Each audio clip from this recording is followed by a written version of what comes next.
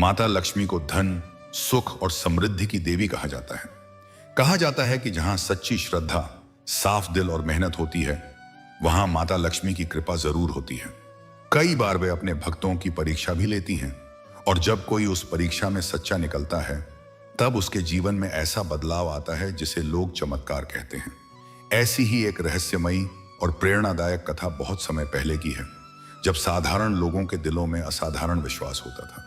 यह कथा सिर्फ धन पाने की कहानी नहीं है, बल्कि यह कहानी है उस परम तत्व की जो हर कण में बसता है, जिसे हम भगवान कहते हैं। और इस कथा में हम भगवान के स्वरूप, उनके गुणों, उनकी लीलाओं और उनकी दिव्यता का ऐसा विस्तार से वर्णन करेंगे कि आपका मन, आपकी आत्मा उस परम चेतना से जुड़ जाएगी। क्योंकि भक्ति कथा का अर्थ ही है वह है भगवान को विस्तार से जानना, उनके स्वरूप का ध्यान करना, उनकी महिमा का गान करना और यह अनुभव करना कि यह सारा ब्रह्मांड उन्हीं की लीला है। तो सुनिए, एक छोटे से गांव में मोहन नाम का एक गरीब किसान रहता था। वह गांव किसी सोई हुई धरती की तरह था, जहां न तो अधिक धन था, न अधिक दिखावा, लेकिन वहां के लोगों के दिलों में मिट्टी की तरह सादगी और आकाश की तरह विश्वास था। उस गांव का नाम था शांतिपुर। शांतिपुर घने जंगलों और नीली पहाड़ियों के बीच बसा हुआ था। वहां एक नदी बहती थी जिसका नाम था पुण्योदया। कहा जाता था कि जो भी उस नदी के पानी में सच्चे मन से डुबकी लगाता है, उसके पाप धुल जाते हैं। उस नदी के तट पर एक बहुत पुराना पीपल का पेड़ था, जिसकी छांव में देवता भी आकर विश्राम करते थे। मोहन इसी शांतिपुर में रहता था। उसके पास बहुत ज्यादा धन नहीं था, लेकिन उसका दिल बहुत बड़ा था। उसके पास थोड़ी सी जमीन थी जिस पर वह खेती करता था।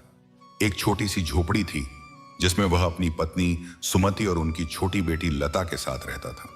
सुमति एक संतोषी और धैर्यवान स्त्री थी। वह कभी मोहन से धन की कमी की शिकायत नहीं करती थी।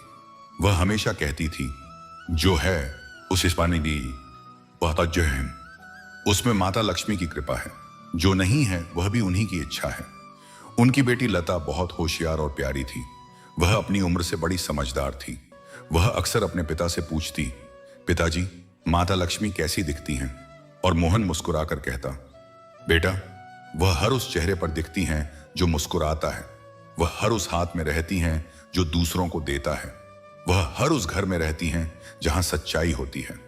मोहन हर शुक्रवार को अपने घर की साफ सफाई करता, एक छोटा सा दीपक जलाता, माता लक्ष्मी की पूजा करता। उसके पास सोने चांदी की कोई मूर्ति नहीं थी। उसने मिट्टी से माता लक्ष्मी की एक बहुत ही सुंदर और सादगी भरी प्रतिमा बनाई थी। उस प्रतिमा को वह रोज गंगा जल से स्नान कराता, उसे फूल चढ़ाता और कहता, हे माता, तुम साक्षात जगत जननी हो। तुम वैष्णवी शक्ति हो जो स्वयं भगवान विष्णु के हृदय में निवास करती हो। तुम वरदायिनी हो, अभयदायिनी हो।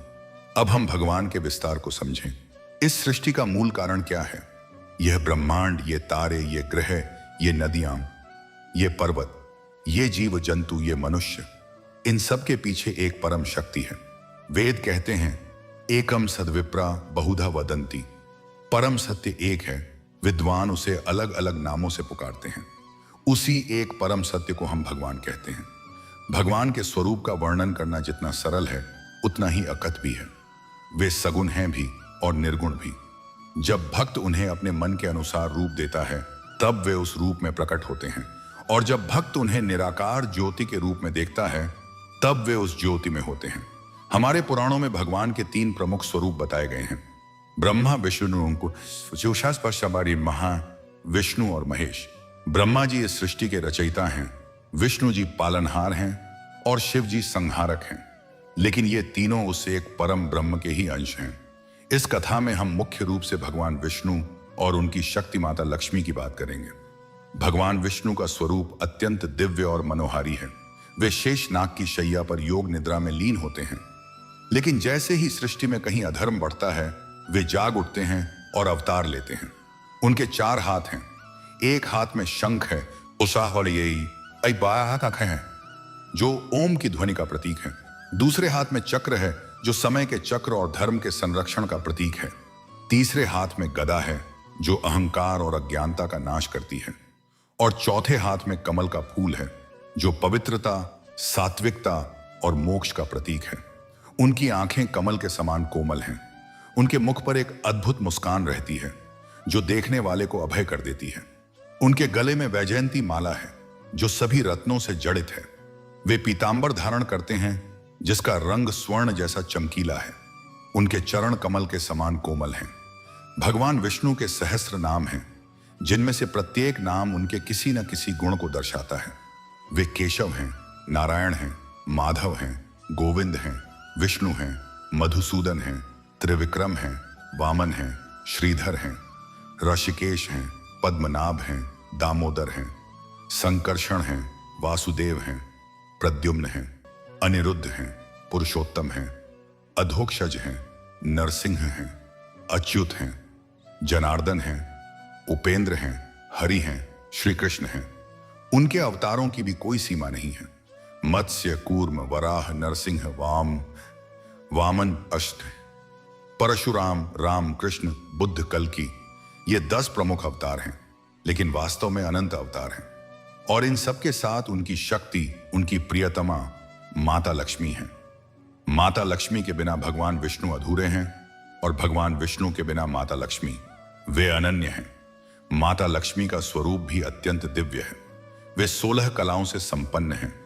उनका रंग स्वर्ण के समान चमकीला है जो धन, ऐश्वर्य और समृद्धि का प्रतीक है।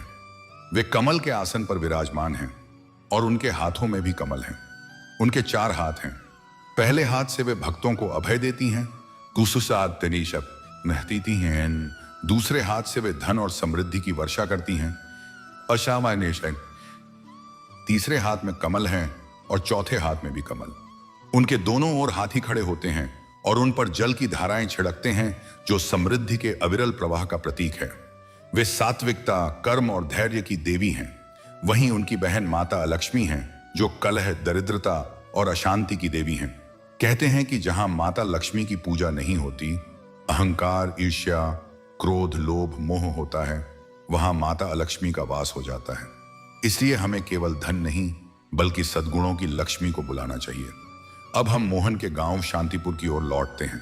गांव के लोग अक्सर मोहन का मजाक उड़ाते थे। गांव में एक व्यक्ति था, धनपाल। वह गांव का सबसे अमीर आदमी था। उसके पास बहुत सारी जमीन थी, बहुत सारे पशु थे। उसका घर बहुत बड़ा था, लेकिन उसके दिल में दया नाम की कोई चीज नहीं थी। वह अहंकारी था, कंजूस था और हमेशा दूसरों को नीचा दिखाता था। वह अक्सर मोहन को देखकर कहता, अरे मोहन, तू रोज पूजा करता है, तो बता तुझे लक्ष्मी क्यों नहीं मिली? तू अब भी गरीब है, तेरी पूजा सब बेकार है। असली लक्ष्मी उन्हीं पर कृपा करती हैं जिनके पास पहले से धन होता है। गरीबों के भाग्य में लक्ष्मी नहीं लिखी। मोहन यह सुनकर कभी क्रोधित नहीं होता था। वह धनपाल से कहता, भाई धनपाल, आपके पास धन बहुत है, यह सच है, लेकिन क्या आपके मन में शांति है? क्या आप रात को चैन से सो पाते हैं? क्या आपको डर नहीं लगता कि यह धन कोई चुरा लेगा या छीन लेगा? मेरे पास भले ही धन कम है, लेकिन मेरे पास संतोष है, मेरे पास प्रेम है, मेरे पास श्रद्धा है, मेरे पास माता लक्ष्मी का आशीर्वाद है। यह वह धन है जिसे कोई चुरा नहीं सकता, कोई छीन नहीं सकता। धनपाल यह सुनकर और भी जोर से हंसता और कहता, तेरी बातें बस बहाने हैं। गरीबी की पोशाक पहने रह और अपनी पूजा करता रह, तुझे कभी कुछ नहीं मिलेगा। लेकिन मोहन को इन बातों से कोई फर्क नहीं पड़ता था। वह जानता था कि माता लक्ष्मी सब देख रही हैं।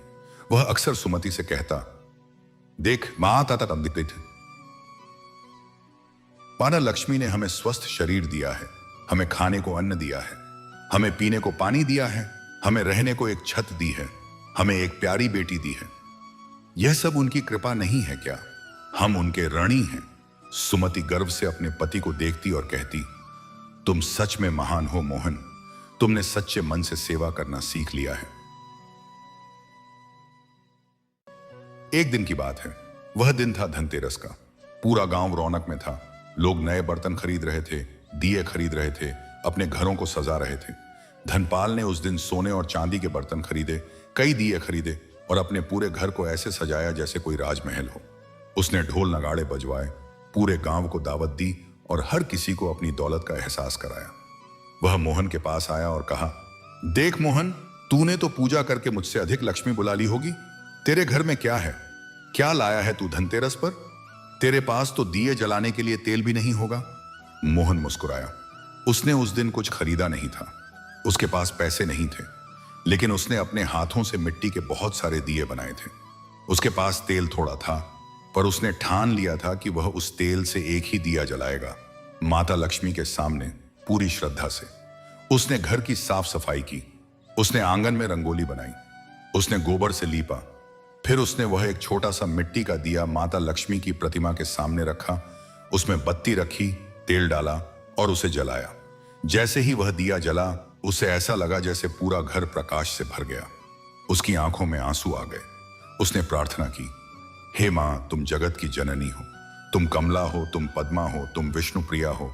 मेरे पास तुम्हें देने के लिए कुछ नहीं है, सिर्फ मेरा सच्चा दिल है। मैं धन नहीं मांगता, मैं सुख नहीं मांगता, मैं तो बस तुम्हारे दर्शन चाहता हूं।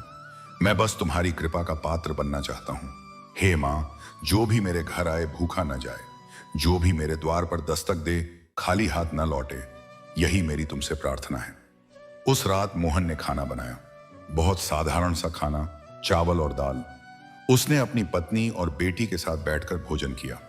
उसने माता लक्ष्मी को भी भोग लगाया। तभी अचानक दरवाजे पर दस्तक हुई। मोहन ने दरवाजा खोला तो देखा कि एक बूढ़ी औरत खड़ी है।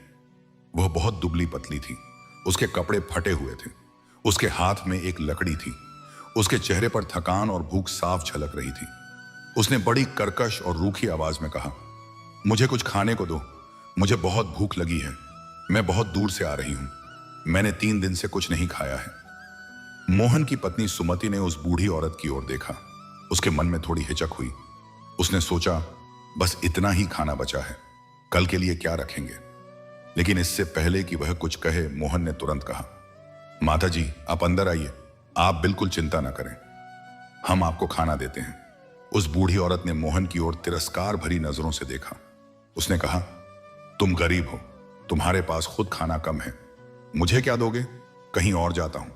मोहन ने कहा, नहीं माता जी, आप ऐसे नहीं जा सकती। मैं भले ही गरीब हूं, लेकिन मेरे घर का दरवाजा किसी भूखे के लिए कभी बंद नहीं हुआ। आप इंतजार कीजिए, मैं अभी लाता हूं।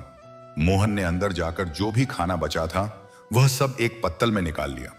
उसने उस पत्तल में थोड़ी दाल, थोड़े चावल और एक रोटी रखी। वह बूढ़ी औरत को देने लगा, लेकिन उस बूढ़ी औरत ने वह पत्तल लेने से मना कर दिया।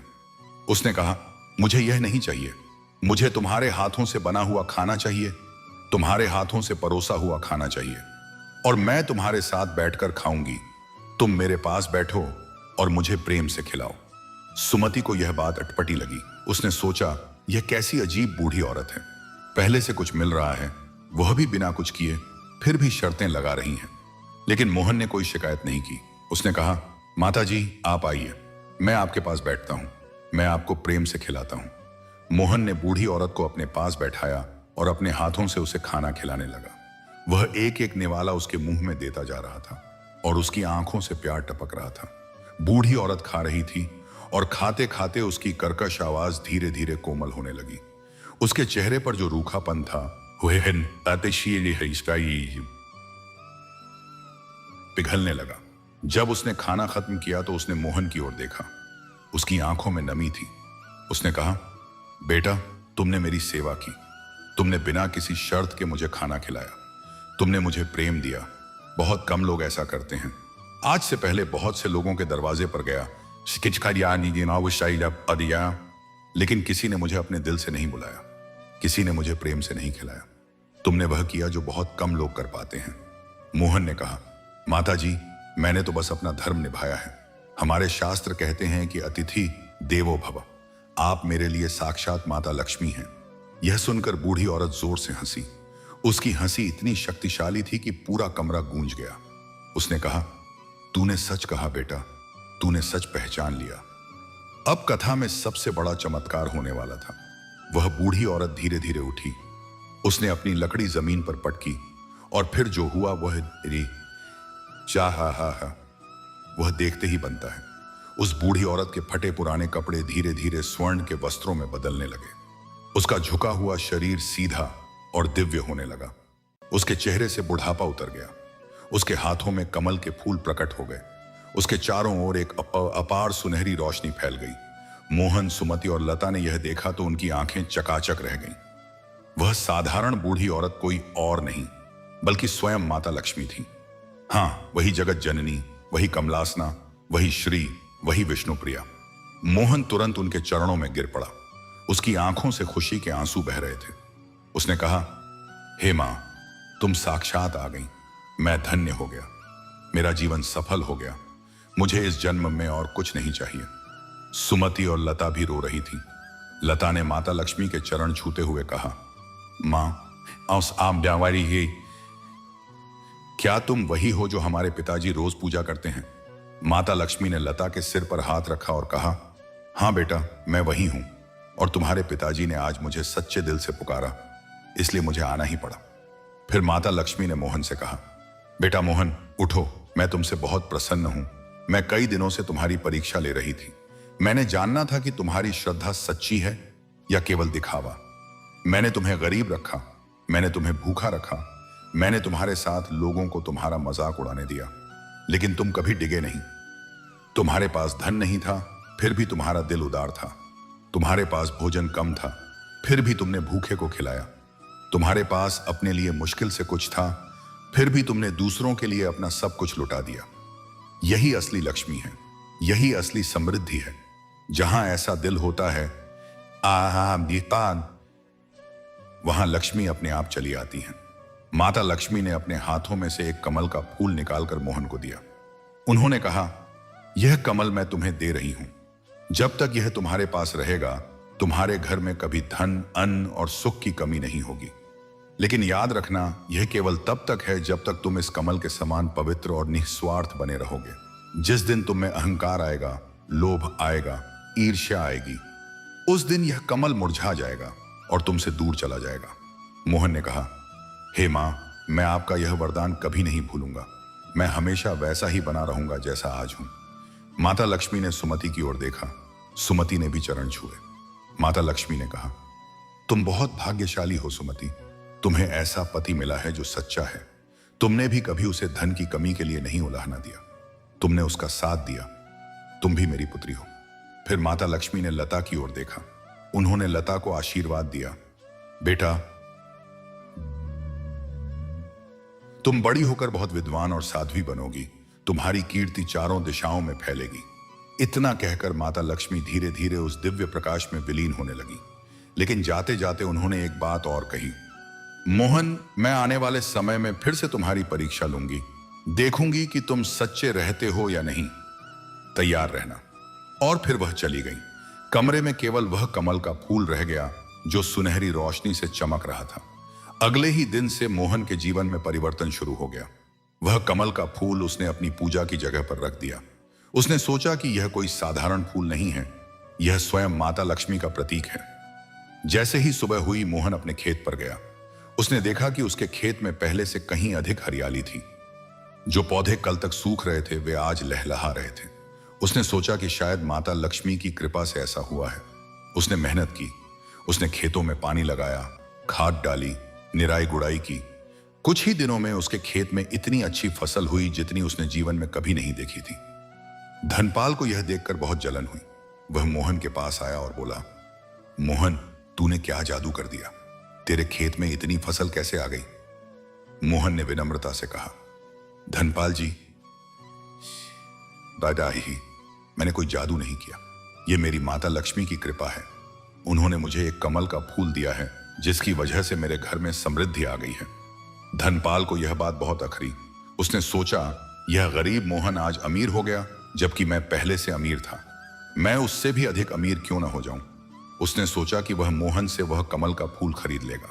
उसने मोहन से कहा, मोहन, तुझे वह कमल का फूल बेच दे। मैं तुझे बहुत सारे पैसे दूंगा।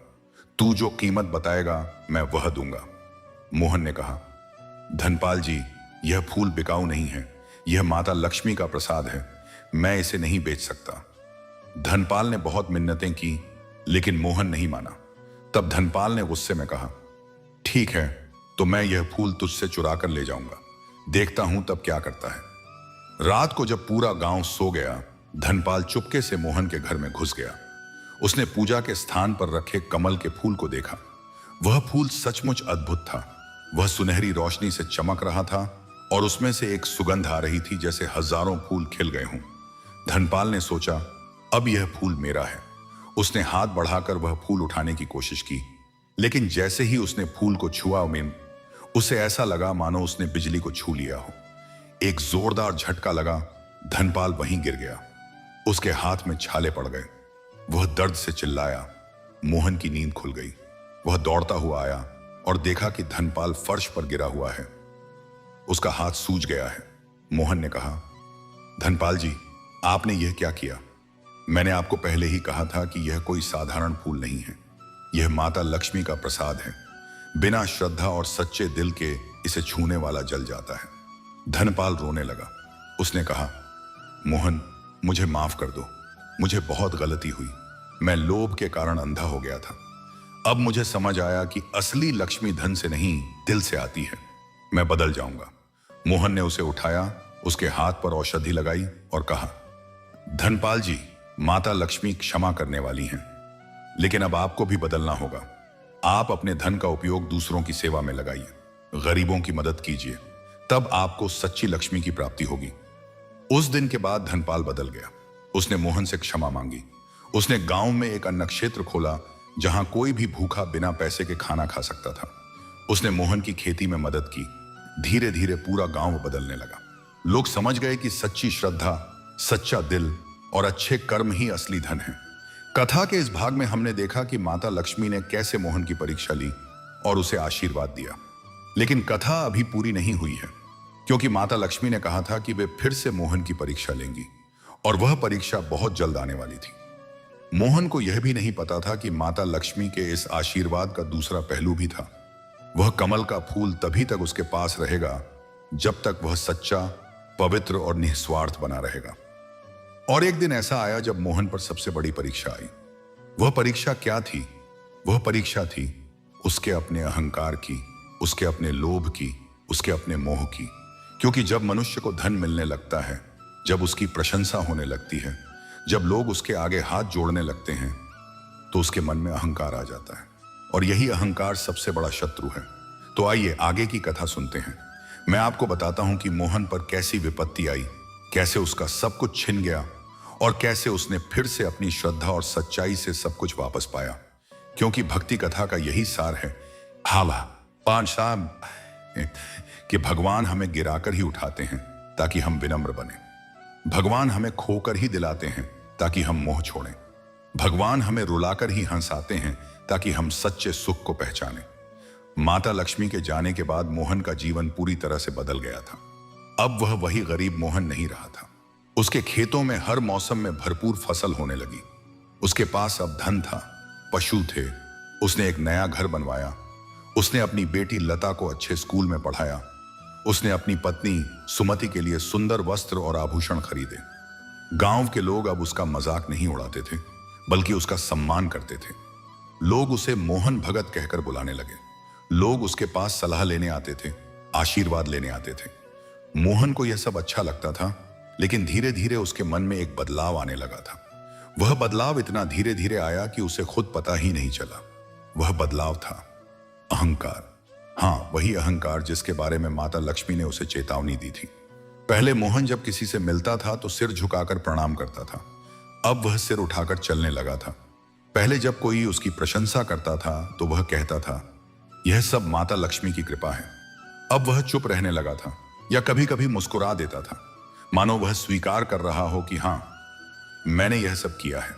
पहले वह हर शुक्रवार को माता लक्ष्मी की पूजा बड़े प्रेम से करता था, लेकिन अब उसके पास समय कम था। अब वह पूजा में जल्दी जल्दी करता था, बिना उस भावना के, बिना उस श्रद्धा के। उसने माता लक्ष्मी की वह मिट्टी की मूर्ति भी बदल दी थी। अब उसके पास सोने और चांदी की मूर्तियां थीं। उसने सोचा, अब मैं अमीर हो गया हूं तो मेरी पूजा भी अमीरों वाली होनी चाहिए। सुमति ने इस बदलाव को महसूस किया। वह एक दिन मोहन से बोली, सुनो मोहन, मैं तुम में कुछ बदलाव देख रही हूं। पहले तुम बहुत सरल थे, बहुत विनम्र थे, अब तुम अहंकारी होते जा रहे हो। क्या तुम्हें माता लक्ष्मी की चेतावनी याद है? मोहन ने झुंझलाकर कहा, तुम महिलाएं हमेशा अनावश्यक बातें करती रहती हो। मैं वैसा ही हूं जैसा पहले था, कोई बदलाव नहीं आया है। और मैं माता लक्ष्मी को भली भांति जानता हूं। वे मुझसे प्रसन्न हैं। सुमति चुप हो गई, लेकिन उसके मन में एक चिंता थी। लता भी अब बड़ी हो गई थी। वह अपने पिता से बहुत प्रेम करती थी, लेकिन उसने भी अपने पिता में बदलाव देखा था। एक दिन लता ने अपने पिता से कहा, पिताजी, आजकल आप उन लोगों की मदद क्यों नहीं करते जो आपसे मदद मांगते हैं? पहले आप तो अपना आखिरी दान भी दे देते थे। अब तो आप कहते हैं कि पहले अपना देखो फिर दूसरों का। मोहन को यह सुनकर गुस्सा आ गया। उसने कहा, तुम्हें क्या पता बच्ची हो तुम। पहले मैं गरीब था, इसलिए मुझे देना आसान लगता था, क्योंकि मेरे पास खोने को कुछ था ही नहीं। अब मेरे पास धन है, इसलिए मुझे सोच समझ कर देना होता है। लता ने कहा, पिताजी, पर माता लक्ष्मी ने तो आपको यह धन इसलिए दिया था ताकि आप दूसरों की सेवा कर सकें। मोहन ने उसे टोकते हुए कहा, आज सपाओ उस बस अब तुम अपने काम से काम रखो। लता आंखों में आंसू लेकर चली गई। एक दिन मोहन ने सोचा, अब मुझे अपनी समृद्धि का प्रदर्शन करना चाहिए। उसने पूरे गांव में एक विशाल भंडारे का आयोजन किया। उसने बहुत सारे लोगों को निमंत्रण दिया। उसने बहुत सारे पकवान बनवाए। पूरा गांव उसके भंडारे में आया। लोगों ने उसकी प्रशंसा की। वाह मोहन भगत, और क्या आयोजन किया है, आप तो सच में महान हैं। मोहन यह सब सुनकर फूला नहीं समाया। उसने सोचा, देखो मैं कितना बड़ा आदमी बन गया हूं। लेकिन उस भंडारे में एक बूढ़ा साधु भी आया। वह बूढ़ा साधु बहुत साधारण कपड़ों में था। उसके हाथ में एक कमंडल था और उसके चेहरे पर एक अजीब सी चमक थी। वह साधु सीधा मोहन के पास आया और बोला, बेटा, तुमने बहुत अच्छा भंडारा किया है, लेकिन मैं तुमसे कुछ पूछना चाहता हूं।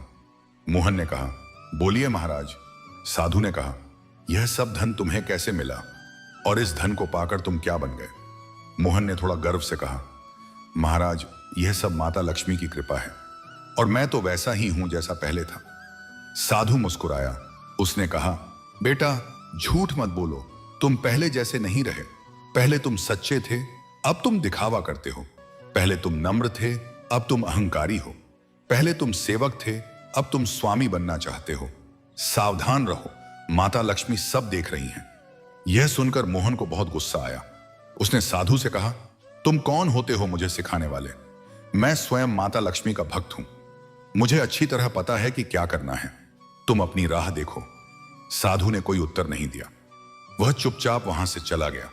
लेकिन जाते जाते उसने कहा, बेटा, जिस दिन तुम्हारा कमल का फूल मुरझा जाएगा, उस दिन तुम्हें अपनी गलती का एहसास होगा। मोहन ने उस साधु की बात को नजरअंदाज कर दिया। उसने सोचा, यह कोई पागल साधु है। उस रात मोहन को नींद नहीं आई। उसने सोचा, वो क्या वाकई मैं बदल गया हूं? लेकिन उसने अपने मन को समझा दिया कि नहीं, मैं वैसा ही हूं। सुबह उठकर वह हमेशा की तरह अपने पूजा स्थान पर गया। उसने देखा कि माता लक्ष्मी का वह दिव्य कमल का फूल जो पिछले कई महीनों से वैसा ही ताजा और चमकीला था, आज थोड़ा मुरझा गया था। उसकी चमक कम हो गई थी। मोहन घबरा गया। उसने सोचा, कहीं ऐसा तो नहीं कि मैंने कोई गलती कर दी। लेकिन फिर उसने सोचा, शायद फूल का स्वभाव होता है कि वह धीरे धीरे मुरझा जाता है। मैं इसे संभाल लूंगा। उसने फूल पर जल छिड़का, उसे साफ किया, लेकिन फूल पहले जैसा नहीं हुआ। अगले दिन वह और अधिक मुरझा गया। उसके बाद के दिनों में मोहन के जीवन में एक के बाद एक विपत्तियां आनी शुरू हो गईं। पहले उसके खेतों में कीड़े लग गए, फसल बर्बाद हो गई। फिर उसके पशु बीमार पड़ गए, एक एक करके सब मरने लगे। फिर उसके घर में चोरी हो गई। उसका सारा गहना, सारा नगद चला गया। फिर उसकी पत्नी सुमति बीमार पड़ गई। उसके इलाज में बहुत पैसे लग गए। फिर उसकी बेटी लता की पढ़ाई छूट गई, क्योंकि फीस नहीं भर पा रहा था। मोहन ने जितनी कोशिश की, जितना प्रयास किया, उसका कुछ भी ठीक नहीं हुआ। उसने सोचा शायद यह माता लक्ष्मी की परीक्षा है। उसने और अधिक पूजा करनी शुरू कर दी। उसने दान देना शुरू कर दिया, लेकिन अब उसके पास दान देने के लिए कुछ बचा ही नहीं था। एक दिन वह निराश होकर अपने पूजा स्थान पर गया। उसने देखा कि वह कमल का फूल पूरी तरह से मुरझा चुका था। वह काला पड़ चुका था। उसकी पंखुड़ियां झड़ गई थीं। मोहन के आंसू निकल पड़े। वह जोर जोर से रोने लगा। वह माता लक्ष्मी से प्रार्थना करने लगा, हे मां, मैंने क्या गलती की? मैं तो तुम्हारा सच्चा भक्त था। मैंने हमेशा तुम्हारी पूजा की। तुमने मुझे सब कुछ दिया था और अब सब कुछ छीन लिया। यह कैसी न्याय है? तभी उसे उस साधु की बात याद आई जिसने भंडारे में कहा था, जिस दिन तुम्हारा कमल का फूल मुरझा जाएगा उस दिन तुम्हें अपनी गलती का ही एहसास होगा। मोहन के मन में एक विचार आया, क्या वाकई मैंने कोई गलती की है? उसने अपने पिछले दिनों के बारे में सोचना शुरू किया। उसे याद आया कि कैसे वह अहंकारी हो गया था, कैसे वह घमंड करने लगा था, कैसे उसने लोगों की मदद करना कम कर दिया था, कैसे उसने माता लक्ष्मी को भूलकर केवल अपने आप को याद किया था। उसे अपनी सारी गलतियों का एहसास हुआ। वह अपने आप पर रोया। उसने कहा, हे मां, मैं बहुत मूर्ख था। मैंने तुम्हारी चेतावनी को नजरअंदाज कर दिया। मैंने अपने इस अहंकार में अपना सब कुछ खो दिया। अब मुझे माफ कर दो। मैं वादा करता हूं कि अब कभी अहंकार नहीं करूंगा। अब मैं वैसा ही रहूंगा जैसा पहले था, सरल, नम्र और निस्वार्थ। उसने उस मुरझाए हुए कमल के फूल को अपने हाथों में लिया और उसे अपने हृदय से लगा लिया। उसने कहा, हे मां, यह फूल मैं तुम्हें लौटा रहा हूं। मुझे किसी फूल की जरूरत नहीं है। मुझे तो बस तुम्हारी कृपा चाहिए, तुम्हारा आशीर्वाद चाहिए। मैंने तुमसे धन मांगा था, लेकिन अब मैं समझ गया कि असली धन तो विनम्रता है, सच्चाई है, दया है। यही मेरे लिए पर्याप्त है। जैसे ही मोहन ने यह कहा, उसे एक अद्भुत अनुभव हुआ। उसने देखा कि उसके सामने एक दिव्य प्रकाश फैल गया। उस प्रकाश में से माता लक्ष्मी प्रकट हुई। इस बार वे बूढ़ी औरत के रूप में नहीं थीं, बल्कि अपने पूरे दिव्य स्वरूप में थीं। उनके चारों ओर सुनहरी रोशनी थी। उनके हाथों में कमल थे, उनके दोनों ओर हाथी थे और उनके चेहरे पर एक अद्भुत करुणा थी। मोहन उनके चरणों में गिर पड़ा। उसने कहा, हे मां, तुम फिर से आई। मैं कितना भाग्यशाली हूं। मैं तुम्हारा ऋणी हूं। माता लक्ष्मी ने मुस्कुराकर कहा, मोहन, मैं तुमसे बहुत प्रसन्न हूं। मैंने जानबूझकर तुम्हें अहंकारी बनने दिया। मैंने जानबूझकर तुमसे सब कुछ छीन लिया, क्योंकि मैं चाहती थी कि तुम अपनी गलती खुद समझो। तुमने समझ लिया। अब मैं तुम्हें एक और मौका देती हूं। मैं तुम्हें फिर से सब कुछ दूंगी, लेकिन इस बार शर्त यह है कि तुम हमेशा याद रखोगे कि यह सब मेरा है, तुम्हारा कुछ भी नहीं है। तुम केवल एक माध्यम हो, एक सेवक हो। तुम धन के मालिक नहीं हो, केवल धन के रखवाले हो। मोहन ने कहा, हे मां, मैं यह वादा करता हूं, मैं हमेशा याद रखूंगा। माता लक्ष्मी ने अपने हाथ में से एक कमल का फूल निकाला और मोहन को दिया। यह फूल पहले से भी अधिक सुंदर और चमकीला था। उन्होंने कहा, यह फूल हमेशा तुम्हारे पास रहेगा, लेकिन केवल तब तक जब तक तुम सच्चे बने रहोगे। और अब मैं तुमसे एक और वादा करती हूं, जब भी तुम सच्चे मन से मुझे पुकारोगे, मैं जरूर आऊंगी। हो सकता है कि मैं उसी रूप में ना आऊं जैसा तुम सोचते हो, लेकिन मैं किसी न किसी रूप में जरूर आऊंगी। यह मेरा वचन है। माता लक्ष्मी ने मोहन को आशीर्वाद दिया और फिर अंतर्ध्यान हो गई। अगले दिन से फिर से मोहन के जीवन में सब कुछ ठीक होने लगा, लेकिन इस बार मोहन पूरी तरह से बदल चुका था। उसने फिर से वैसा ही सादगी भरा जीवन जीना शुरू कर दिया। उसने सोने चांदी की मूर्तियां बेच दी और फिर से मिट्टी की मूर्ति बना ली। उसने अपना बड़ा घर बेच दिया और फिर से उसी छोटी सी झोपड़ी में रहने लगा।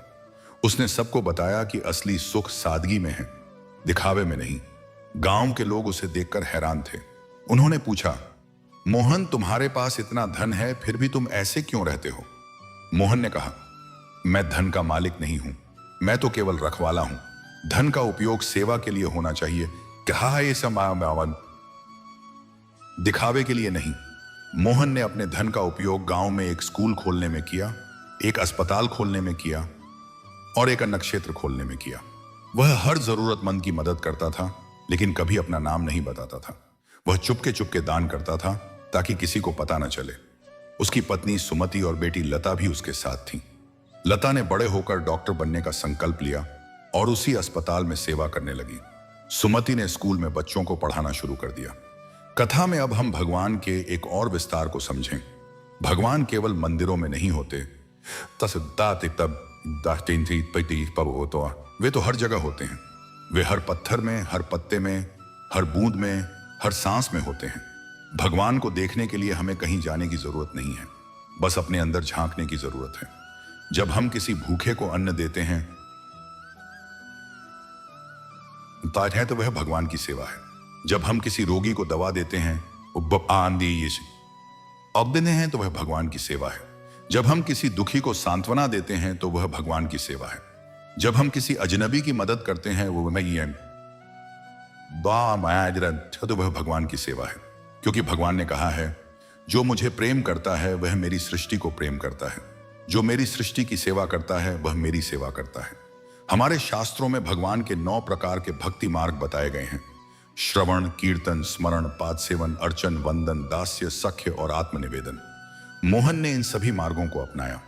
वह सुबह उठकर भगवान के नाम का स्मरण करता, वह भजन कीर्तन करता, वह माता लक्ष्मी के चरणों की सेवा करता, वह उनकी पूजा अर्चना करता, वह उन्हें प्रणाम करता, वह उनका दास बनकर रहता, वह उन्हें अपना सखा मानता और अंत में उसने अपना सब कुछ उन्हें समर्पित कर दिया। उसने कहा, मैं कुछ नहीं हूं, सब कुछ तुम हो। मैंने कुछ नहीं किया, सब तुमने किया। यही सच्ची भक्ति है। कथा आगे भी बढ़ती है। मोहन को एक और परीक्षा का सामना करना पड़ा। इस बार परीक्षा धन की नहीं, प्रतिष्ठा की थी। एक दिन राजा ने सुना कि शांतिपुर गांव में एक बहुत बड़ा भक्त रहता है जिसे माता लक्ष्मी ने स्वयं दर्शन दिए हैं। राजा को बहुत उत्सुकता हुई। वह अपने सारे दरबारियों के साथ शांतिपुर आया। राजा ने मोहन को बुलवाया और कहा, मोहन, मैंने सुना है कि तुम्हें माता लक्ष्मी के दर्शन हुए हैं। मैं चाहता हूं कि तुम मेरे दरबार में आओ और मेरे राज्य के पंडित बनो। मैं तुम्हें बहुत सारा धन, जमीन और सम्मान दूंगा। मोहन ने राजा को प्रणाम किया और कहा, महाराज, आपकी कृपा मेरे लिए बहुत बड़ी है, लेकिन मैं आपका दरबारी नहीं बन सकता। मैं तो एक साधारण किसान हूं। मेरा काम है खेती करना, लोगों की सेवा करना और माता लक्ष्मी का भजन करना। मुझे राजकीय सम्मान नहीं चाहिए। राजा को यह सुनकर थोड़ा अहंकार आया।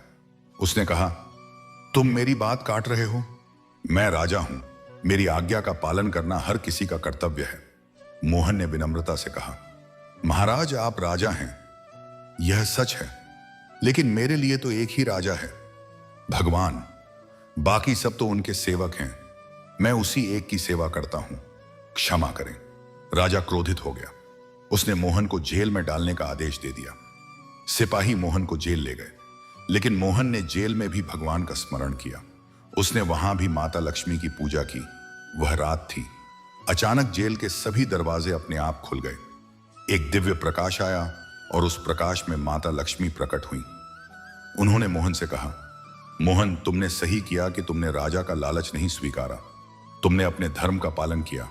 अब देखो राजा को क्या होता है।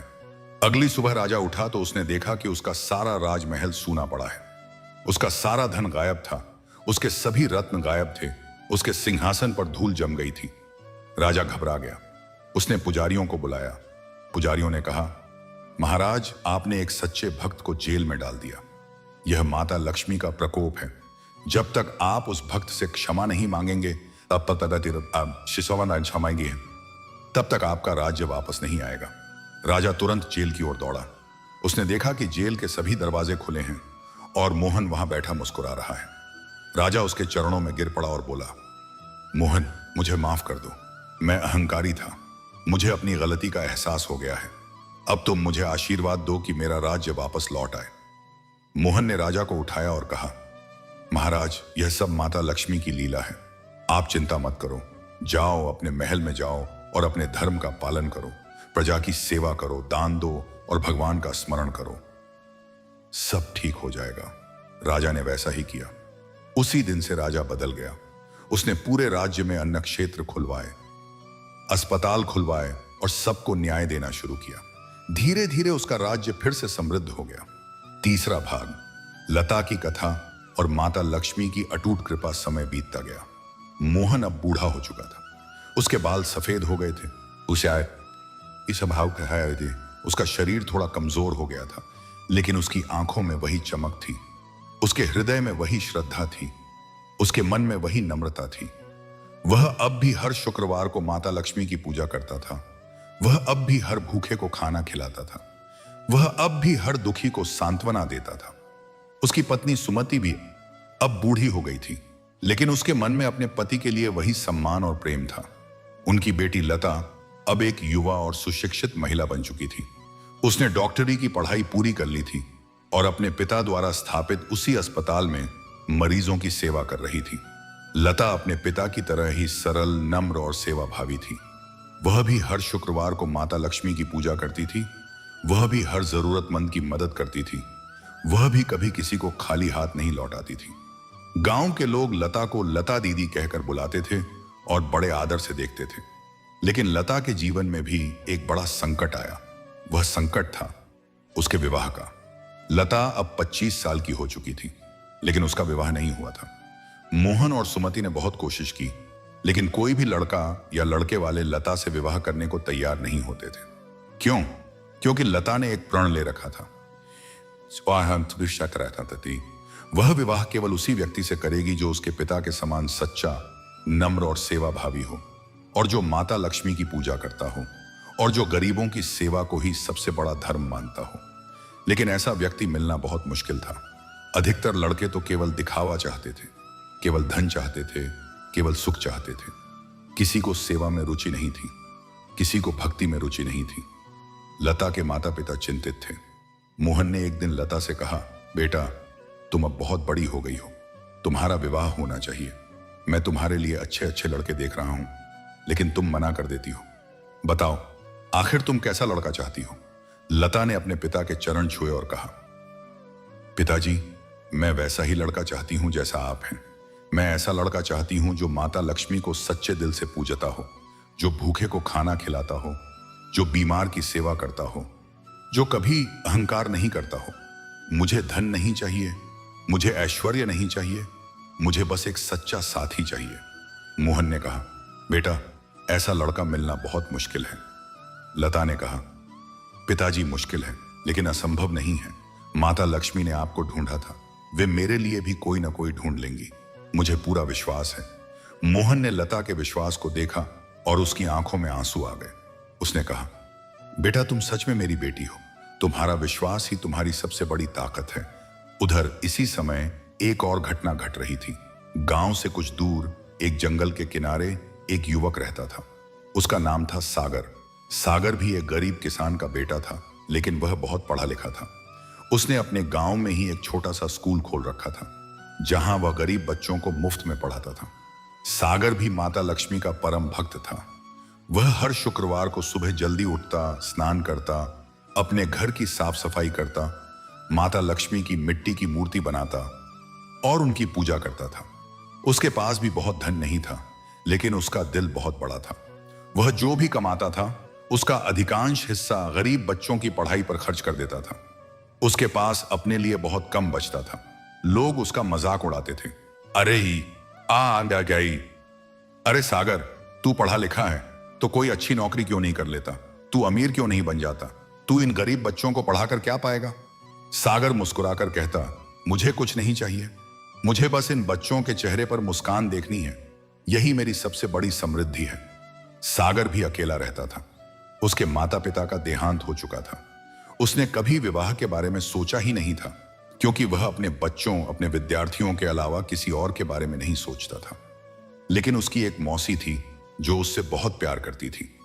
वह अक्सर सागर से कहती, बेटा, अब तुम्हारा विवाह हो जाना चाहिए। एक साथी मिल जाएगी तो तुम्हारा जीवन और भी सुंदर हो जाएगा। सागर कहता, मौसी, मुझे विवाह नहीं करना।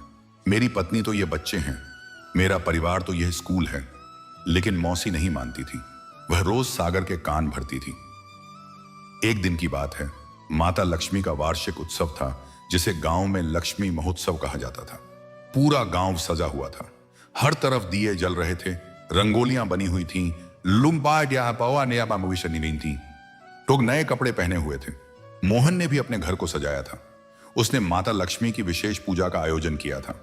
पूरे गांव के लोग उसकी पूजा में शामिल होने आए। इसी महोत्सव में सागर भी आया था, क्योंकि उसके स्कूल के बच्चे उसे लेकर आए थे। बच्चों ने कहा, सागर सर, चलिए, हमें माता लक्ष्मी का आशीर्वाद लेना है। सागर ने कहा, ठीक है, चलते हैं। जब सागर मोहन के घर पहुंचा तो उसने देखा कि मोहन वहां बैठा हुआ है और लोगों को प्रसाद बांट रहा है। सागर ने मोहन को प्रणाम किया। मोहन ने सागर की ओर देखा। उसने सागर के चेहरे पर वही सादगी, वही नम्रता, वही चमक देखी जो कभी उसके अपने चेहरे पर होती थी। मोहन का मन कांप गया। उसने सागर से पूछा, बेटा, तुम कौन हो?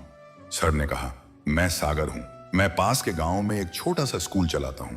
मैं गरीब बच्चों को पढ़ाता हूं। मोहन ने कहा, तुम माता लक्ष्मी की पूजा करते हो? सागर ने कहा, जी हां, प्रतिदिन। मेरे पास कोई सोने चांदी की मूर्ति नहीं है। मैं मिट्टी की मूर्ति बनाता हूं, उसे फूल चढ़ाता हूं और प्रार्थना करता हूं कि हे मां, मुझे इतनी शक्ति दो कि मैं इन बच्चों को अच्छी शिक्षा दे सकूं। यह सुनकर मोहन की आंखें भर आईं।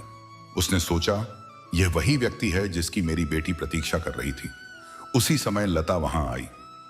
उसने अपने पिता को सागर से बात करते देखा। उसने सागर की ओर देखा, सागर ने भी लता की ओर देखा। दोनों की नजरें मिली। उस एक नजर में ही दोनों ने एक दूसरे के दिल को पढ़ लिया। सागर ने लता के चेहरे पर वही सेवा भाव, वही सादगी, वही श्रद्धा देखी जो वह खुद रखता था। लता ने सागर के चेहरे पर वही सच्चाई, वही नम्रता, वही प्रेम देखा जो उसके पिता के चेहरे पर होता था। लेकिन दोनों ने कुछ नहीं कहा। वे चुप रहे। महोत्सव समाप्त हुआ और सागर अपने स्कूल लौट गया। उस रात मोहन ने सुमति से कहा, सुमति, मुझे लगता है कि हमें लता के लिए जिस व्यक्ति की तलाश थी वह आज हमारे घर आया था। सुमति ने पूछा, कौन? मोहन ने कहा, वह सागर नाम का युवक। वह बिल्कुल वैसा ही है जैसा हम चाहते हैं। वह सच्चा है, नम्र है, सेवा भावी है और माता लक्ष्मी का भक्त है। सुमति ने कहा, तो फिर जल्दी से उसके घर संदेश भेजो। मोहन ने कहा, लेकिन पहले मैं माता लक्ष्मी की आज्ञा लेना चाहता हूं। मोहन ने उस रात माता लक्ष्मी से प्रार्थना की, हे मां, तुम सब जानती हो, अगर सागर तुम्हारी दृष्टि में सच्चा है और अगर वह लता के लिए उपयुक्त है तो कृपया कोई चिन्ह दो। अगली सुबह जब मोहन उठा तो उसने देखा कि माता लक्ष्मी का वह कमल का फूल जो हमेशा उसके पूजा स्थान पर रखा रहता था, अपने आप उसके हाथ में आ गया था। फूल की पंखुड़ियों पर एक नाम लिखा था, सागर। मोहन समझ गया, यह माता लक्ष्मी का संकेत था। उसने तुरंत सागर को बुलाने के लिए एक व्यक्ति भेजा। सागर मोहन के घर आया। मोहन ने उसे अपने पास बैठाया और सीधे कहा, सागर, मैं तुमसे एक बात पूछना चाहता हूं। तुम्हारा विवाह हुआ है? सागर ने कहा, नहीं, मैंने कभी विवाह के बारे में नहीं सोचा। मोहन ने कहा, तुम सोचो, मेरी एक बेटी है, लता। वह बहुत सच्ची, बहुत पढ़ी लिखी और बहुत सेवा भावी है।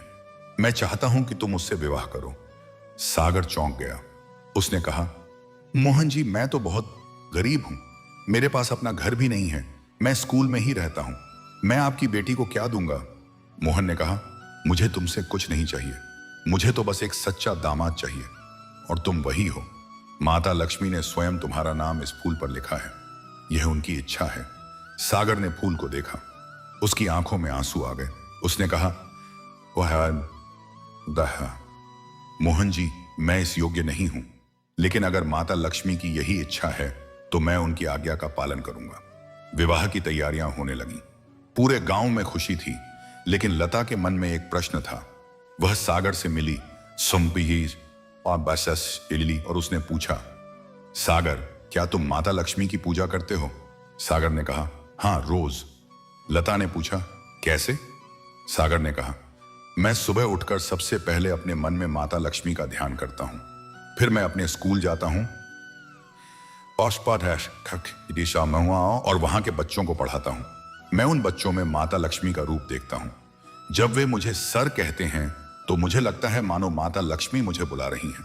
मैं जो कुछ भी करता हूं वह माता लक्ष्मी के लिए करता हूं। लता ने कहा, और अहंकार, क्या तुम कभी अहंकार करते हो? सागर ने कहा, नहीं, मैं जानता हूं कि मैं कुछ नहीं हूं। सब कुछ माता लक्ष्मी का है। मैं तो बस उनका एक छोटा सा सेवक हूं। लता मुस्कुराई। उसे अपने पिता की याद आ गई। उसने कहा, तुम बिल्कुल मेरे पिता जैसे हो। सागर ने कहा, तुम्हारे पिता बहुत महान हैं। मैं उनके जैसा बनना चाहता हूं। लता ने कहा, तुम पहले से ही वैसे हो। विवाह बहुत धूमधाम से हुआ। पूरे गांव ने इस विवाह का आशीर्वाद दिया। राजा भी इस विवाह में शामिल हुआ। उसने मोहन को बधाई दी और कहा,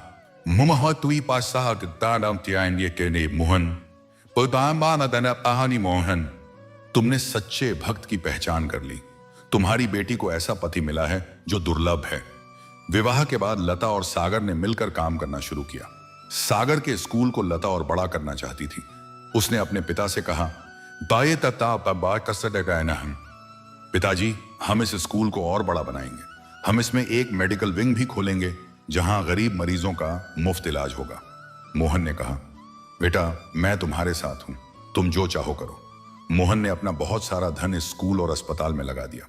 उसने कहा, यह धन मेरे पास माता लक्ष्मी की कृपा से आया है, इसलिए यह उन्हीं के काम में लगना चाहिए। स्कूल और अस्पताल बनकर तैयार हो गए। लता ने वहां डॉक्टर के रूप में सेवा देना शुरू कर दिया। सागर ने वहां शिक्षक के रूप में सेवा देना शुरू कर दिया। दोनों ने मिलकर एक ऐसा आदर्श स्थान बनाया जहां शिक्षा और स्वास्थ्य दोनों मुफ्त में उपलब्ध थे। अब कथा में हम भगवान के एक और विस्तार को समझें। भगवान के स्वरूप को समझने के लिए हमें भक्ति के 9 सोपानों को समझना होगा, जिन्हें नवधा भक्ति कहा जाता है। पहला है श्रवण, भगवान की कथाओं, लीलाओं और महिमा को सुनना। मोहन ने बचपन से ही माता लक्ष्मी की कथाएं सुनी थी। उसने सुना था कि माता लक्ष्मी समुद्र मंथन से प्रकट हुई थी और उन्होंने स्वयं भगवान विष्णु को अपने पति के रूप में चुना था। उसने सुना था कि जब भी कोई भक्त सच्चे मन से उन्हें पुकारता है, वह दौड़ी चली आती हैं। यही श्रवण उसके मन में बीज बो गया।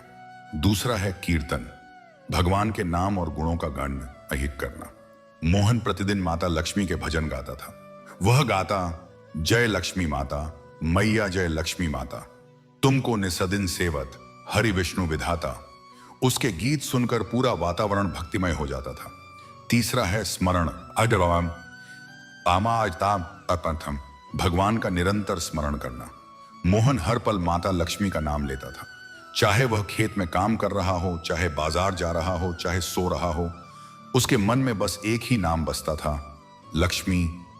आज तो नीचे आम बसलाक्षी पद्मी बाय सवामिंग लक्ष्मी। चौथा है पाद सेवन, भगवान के चरणों की सेवा करना। मोहन प्रतिदिन माता लक्ष्मी की मूर्ति के चरणों में फूल चढ़ाता था और मानसिक रूप से उनके चरणों का जल से अभिषेक करता था। पांचवां है अर्चन, भगवान की पूजा करना। मोहन ने कभी भी अपनी पूजा नहीं छोड़ी। चाहे कितनी भी मुश्किल क्यों ना आए, वह हर शुक्रवार को पूजा अवश्य करता था। छठा है वंदन, भगवान को प्रणाम करना। मोहन सुबह उठते ही पहले माता लक्ष्मी को प्रणाम करता था, फिर अपने माता पिता को, फिर अपने गुरु को, फिर सभी बड़ों को। सातवां है दास्य, भगवान का दास बनकर रहना। मोहन ने कभी भी खुद को स्वामी नहीं समझा। वह हमेशा कहता था, मैं माता लक्ष्मी का दास हूं, उनका सेवक हूं, जो वे कहेंगी मैं वही करूंगा। आठवां है सख्य, भगवान को अपना मित्र, अपना सखा मानना। मोहन ने माता लक्ष्मी को केवल देवी के रूप में नहीं, बल्कि अपनी सखी, अपनी मित्र के रूप में भी देखा। वह उनसे बातें करता था, उन्हें अपने दुख सुख सुनाता था। और नौवां है आत्मनिवेदन, अपने आप को पूरी तरह से भगवान को समर्पित कर देना।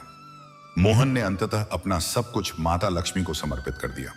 उसने कहा, मैं तुम्हारा हूं, तुम्हारा ही रहूंगा, मेरा कुछ भी नहीं है। यही सच्ची भक्ति है। अब कथा में एक और घटना घटती है। एक दिन मोहन बहुत बीमार हो गया। उसकी उम्र अब 80 वर्ष की हो चुकी थी। उसका शरीर पूरी तरह से कमजोर हो गया था। वह उठ नहीं पाता था, चल नहीं पाता था, बोल भी मुश्किल से पाता था। सुमति, लता और सागर ने उसकी बहुत सेवा की। लता ने अपने पिता का इलाज किया, लेकिन मोहन का शरीर अब जवाब दे रहा था। एक दिन मोहन ने अपने परिवार को बुलाया और कहा, मुझे लगता है कि अब मेरा समय निकट है। मैं जा रहा हूं, लेकिन मेरे जाने से पहले मैं तुम सबको आखिरी बार आशीर्वाद देना चाहता हूं। सुमति रोने लगी। लता ने कहा, पिताजी आप मत जाइए, हमें छोड़कर मत जाइए। मोहन ने कहा, बेटा कोई भी इस शरीर में हमेशा नहीं रहता।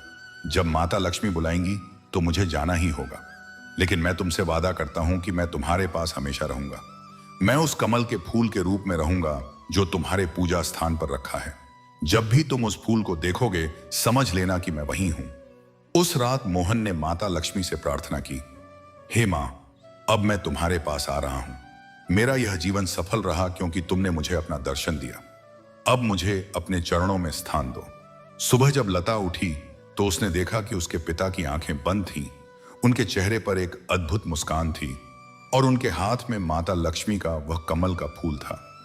मोहन ने इस दुनिया को अलविदा कह दिया था, लेकिन जैसे ही उसने अपनी आखिरी सांस ली, पूरे कमरे में एक सुनहरी रोशनी फैल गई। उस रोशनी में माता लक्ष्मी प्रकट हुई। उन्होंने मोहन की आत्मा को अपने हाथों में लिया और कहा, मोहन, तुम सच्चे भक्त थे। अब तुम मेरे धाम में आओगे। वहां तुम्हें कभी दुख नहीं होगा, कभी बुढ़ापा नहीं होगा, कभी मृत्यु नहीं होगी। तुम सदा के लिए मेरे साथ रहोगे। यह कहकर माता लक्ष्मी अंतर्ध्यान हो गई। मोहन के शरीर का अंतिम संस्कार किया गया। पूरे गांव ने उसे विदाई दी। राजा ने भी आकर उसके अंतिम संस्कार में भाग लिया। धनपाल, जो अब पूरी तरह से बदल चुका था, रो रहा था। उसने कहा, मोहन ने मुझे जीवन का सही मार्ग दिखाया। वह मेरा सच्चा मित्र था। मोहन के जाने के बाद लता और सागर ने उसके बताए मार्ग पर चलना जारी रखा। उन्होंने कभी अहंकार नहीं किया, कभी लोभ नहीं किया, कभी किसी को दुख नहीं दिया। वे हमेशा सेवा में लगे रहे। स्कूल और अस्पताल दिन प्रतिदिन बड़े होते गए। उनके काम की ख्याति दूर दूर तक फैल गई। कई लोग उनसे प्रेरणा लेने आते थे। लता अक्सर कहती थी, यह सब मेरे पिता की देन है। उन्होंने हमें सिखाया कि असली धन क्या होता है। असली धन है एकदम सच्चाई, नम्रता, दया और सेवा। सागर कहता था, माता लक्ष्मी उन्हीं पर कृपा करती हैं जो दूसरों पर कृपा करते हैं। जितना अधिक तुम दोगे उतना अधिक तुम पाओगे, यही उनका नियम है। अब हम इस कथा के अंतिम भाग की ओर बढ़ते हैं, जहां हम यह समझेंगे कि माता लक्ष्मी केवल धन की देवी नहीं है, बल्कि वे हर उस चीज की देवी हैं जो जीवन को सुंदर बनाती है। वे सुख की देवी हैं, शांति की देवी हैं, ज्ञान की देवी हैं और मोक्ष की देवी हैं। जो उन्हें सच्चे मन से पुकारता है वह कभी अकेला नहीं होता, कभी गरीब नहीं होता, कभी दुखी नहीं होता, क्योंकि माता लक्ष्मी उसके हर कदम पर उसके साथ होती हैं, चाहे वह दिखे या न दिखे। चौथा भाग, माता लक्ष्मी के 8 स्वरूप और भगवान विष्णु की अद्भुत लीला। मोहन के स्वर्गवास के बाद गांव शांतिपुर में एक नया युग शुरू हुआ। लता और सागर ने मोहन द्वारा बनाए गए स्कूल और अस्पताल को और भी आगे बढ़ाया। उनके 2 बच्चे हुए एम्बिशियस, एक बेटा जिसका नाम रखा गया विष्णु और एक बेटी जिसका नाम रखा गया कमला। ये नाम स्वयं माता लक्ष्मी और भगवान विष्णु के नामों पर रखे गए थे। लता अक्सर अपने बच्चों से कहती, तुम्हारे दादा मोहन ने हमें सिखाया कि जीवन का सबसे बड़ा धर्म है सेवा और सेवा का सबसे बड़ा मार्ग है भक्ति। इसलिए तुम दोनों को हमेशा माता लक्ष्मी की पूजा करनी चाहिए और भगवान विष्णु के गुणों को अपने जीवन में उतारना चाहिए। विष्णु और कमला दोनों बच्चे बहुत होनहार थे। विष्णु को अपने नाम के अनुसार भगवान विष्णु से बहुत लगाव था। वह छोटी उम्र से ही भगवान विष्णु के मंदिर जाता था, उनके भजन गाता था, उनकी कथाएं पढ़ता था। कमला को माता लक्ष्मी से बहुत लगाव था। वह हर शुक्रवार को व्रत रखती थी, माता लक्ष्मी की पूजा करती थी और गरीबों को दान करती थी। लता और सागर को अपने बच्चों पर बहुत गर्व था। एक दिन की बात है, विष्णु और कमला जंगल में खेल रहे थे। अचानक उन्हें एक बहुत पुराना मंदिर दिखाई दिया। वह मंदिर इतना पुराना था कि उसकी दीवारों पर घास उगाई थी और उसके दरवाजे टूट चुके थे, लेकिन मंदिर के अंदर से एक अजीब सी रोशनी आ रही थी। विष्णु ने कहा, कमला चलो इस मंदिर के अंदर चलते हैं। कमला ने कहा, ये तो नहीं, लेकिन यह मंदिर बहुत पुराना है, कहीं हमें कोई नुकसान न पहुंचे। विष्णु ने कहा, मसाई डर मत, भगवान विष्णु की कृपा हमेशा हम पर है। दोनों मंदिर के अंदर गए। मंदिर के अंदर बहुत अंधेरा था, लेकिन जैसे जैसे वे आगे बढ़ते गए उन्हें एक अद्भुत प्रकाश दिखाई देने लगा। वह प्रकाश मंदिर के गर्भगृह से आ रहा था। उन्होंने देखा कि गर्भगृह में भगवान विष्णु और माता लक्ष्मी की सुंदर प्रतिमाएं थीं, लेकिन ये प्रतिमाएं किसी पत्थर या धातु की नहीं थीं, बल्कि ये स्वयं प्रकाश से बनी हुई थीं। प्रतिमाएं जीवित लग रही थीं। विष्णु और कमला ने देखा कि भगवान विष्णु के चारों हाथों में शंख, चक्र, गदा और कमल थे। उनके मुख पर एक अद्भुत मुस्कान थी। उनके गले में वैजयंती माला थी जो हीरे, माणिक, पन्ना, नीलम, पुखराज, मोती और प्रवाल से जड़ित थी। उनके पीतांबर पर स्वर्ण के तार बुने हुए थे। उनके शरीर का रंग मेघ के समान श्यामल था, लेकिन उस पर सुनहरी चमक थी। उनकी आंखें कमल के समान बड़ी और कोमल थीं। उनके मस्तक पर मुकुट था जिसमें सबसे बड़ा रत्न था कौस्तुभ मणि। कहा जाता है कि यह कौस्तुभ मणि समुद्र मंथन के समय प्रकट हुई थी और इसे भगवान विष्णु ने अपने वक्षस्थल पर धारण किया था। उनके शरीर से एक दिव्य सुगंध आ रही थी। इश्क पेशाब के खुमी ताई जैसे हजारों चंपा के फूल खिल गए हों। उनके दाहिनी ओर माता लक्ष्मी विराजमान थी। माता लक्ष्मी का रूप भी अत्यंत मनमोहक था। उनका रंग स्वर्ण के समान था, लेकिन उससे भी अधिक चमकीला। उनके शरीर पर लाल और सुनहरे वस्त्र थे। उनके हाथों में कमल थे। उनके सिर पर एक सुंदर मुकुट था जिसमें हीरे और माणिक जड़े हुए थे। उनके कानों में कुंडल थे जो सूर्य के समान चमक रहे थे। उनके गले में हार था जिसमें 9 रत्न थे, नवरत्न। उनके चरणों में स्वर्ण की पायल थी जिनकी छन छन की आवाज मंदिर के हर कोने में गूंज रही थी। विष्णु और कमला यह सब देखकर स्तब्ध रह गए।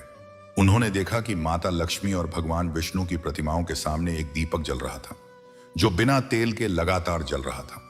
वह दीपक अखंड दीपक था। उसकी लौ कभी ऊपर जाती, कभी नीचे, कभी बाईं ओर, कभी दाईं ओर, लेकिन वह कभी बुझती नहीं थी। तभी अचानक एक आवाज आई, बच्चों तुम कौन हो और यहां कैसे आ गए? विष्णु और कमला ने पीछे मुड़कर देखा। वहां एक बहुत बूढ़ा साधु खड़ा था। उसकी दाढ़ी बहुत लंबी थी, उसके बाल सफेद थे,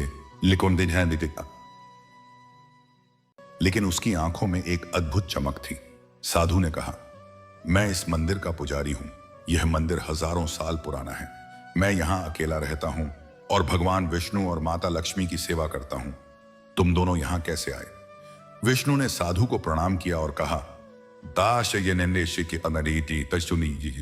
महाराज, हम पास के गांव शांतिपुर से हैं। हम जंगल में खेल रहे थे और अचानक यह मंदिर दिखाई दिया। हम अंदर आ गए। साधु ने कहा, तुम बहुत भाग्यशाली हो। यह मंदिर साधारण लोगों को दिखाई नहीं देता।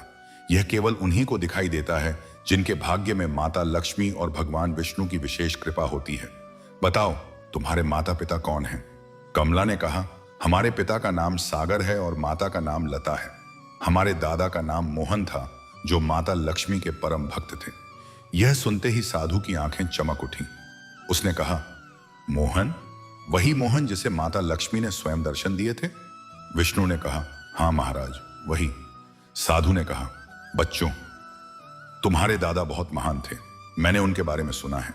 मैं स्वयं इस मंदिर में पिछले 60 साल से तपस्या कर रहा हूं और मुझे अभी तक माता लक्ष्मी के दर्शन नहीं हुए हैं। लेकिन तुम्हारे दादा को एक साधारण किसान होते हुए भी दर्शन हुए। यह उनकी भक्ति की शक्ति थी। साधु ने विष्णु और कमला को आशीर्वाद दिया और कहा, बच्चों, अब तुम दोनों को माता लक्ष्मी और भगवान विष्णु की सच्ची कथा सुनाता हूं। इस तरह से सुनो। साधु ने कहा, बच्चों, भगवान विष्णु और माता लक्ष्मी का संबंध अनादि है। सृष्टि से पहले भी वे थे और सृष्टि के बाद भी रहेंगे। एक बार की बात है, जब यह सृष्टि नहीं थी तब केवल एक परम ब्रह्म था। उस परम ब्रह्म ने अपनी इच्छा से 3 रूप धारण किए। ब्रह्मा, विष्णु करता है विष्णु और महेश। ब्रह्मा ने सृष्टि की रचना की, विष्णु ने उसका पालन किया और महेश ने उसका संहार किया। लेकिन सृष्टि के पालन के लिए एक शक्ति की आवश्यकता थी। वह शक्ति थी माता लक्ष्मी। वे स्वयं भगवान विष्णु की वक्षस्थल से प्रकट हुई, इसलिए उन्हें वक्षस्थलजा भी कहा जाता है। माता लक्ष्मी के 8 स्वरूप हैं जिन्हें अष्ट लक्ष्मी कहा जाता है। पहला स्वरूप है आदि लक्ष्मी। यह मूल स्वरूप है जो सृष्टि के आरंभ से ही है। दूसरा स्वरूप है धान्य लक्ष्मी। यह अन्न और फसलों की देवी हैं। तीसरा स्वरूप है धैर्य लक्ष्मी। यह धैर्य और साहस की देवी हैं। चौथा स्वरूप है गज लक्ष्मी। यह वह स्वरूप है जिसमें वे हाथियों के साथ विराजमान होती हैं। पांचवां स्वरूप है संतान लक्ष्मी। यह संतान सुख की देवी हैं। छठा स्वरूप है विजय लक्ष्मी। यह विजय और सफलता की देवी हैं। सातवां स्वरूप है विद्या लक्ष्मी। यह ज्ञान और शिक्षा की देवी हैं। और 8वां स्वरूप है धन लक्ष्मी। यह धन और ऐश्वर्य की देवी हैं। इन 8 स्वरूपों की पूजा करने से मनुष्य के जीवन में सभी प्रकार की समृद्धि आती है।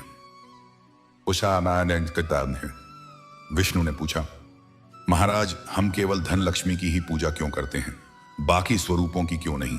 साधु ने कहा, बेटा, यह एक बड़ा प्रश्न है। लोग अक्सर केवल धन लक्ष्मी की पूजा करते हैं, लेकिन इनमें क्योंकि वे केवल धन चाहते हैं। लेकिन सच्चा भक्त तो सभी आठों स्वरूपों की पूजा करता है, क्योंकि धन के बिना जीवन अधूरा है, लेकिन धैर्य के बिना धन बेकार है। ज्ञान के बिना धन अंधा है, विजय के बिना धन निरर्थक है, संतान के बिना धन सूना है, अन्न के बिना धन भूखा है। इसलिए माता लक्ष्मी के सभी स्वरूपों की पूजा करनी चाहिए।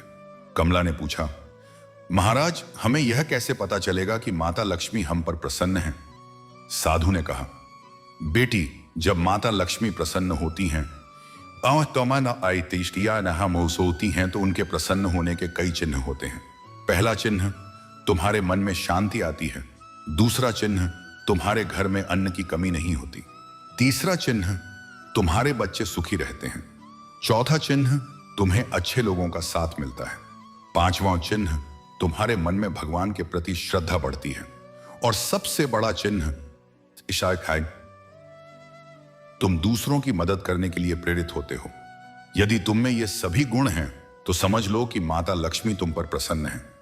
साधु ने आगे कहा, अब मैं तुम्हें भगवान विष्णु की एक बहुत पुरानी लीला सुनाता हूं। एक बार ऋषि दुर्वासा ने भगवान विष्णु को एक माला भेंट की। भगवान विष्णु ने वह माला माता लक्ष्मी को दे दी। आज माता लक्ष्मी ने वह माला पहन ली, लेकिन दुर्वासा ऋषि को यह बात अच्छी नहीं लगी। उन्होंने सोचा, मैंने यह माला भगवान विष्णु को दी थी, उन्होंने इसे माता लक्ष्मी को क्यों दे दिया? उन्होंने क्रोधित होकर माता लक्ष्मी को श्राप दे दिया कि तुम भगवान विष्णु से अलग हो जाओगी। श्राप का प्रभाव यह हुआ कि माता लक्ष्मी भगवान विष्णु से अलग हो गई। जहां माता लक्ष्मी नहीं थी वहां सब कुछ उजाड़ हो गया।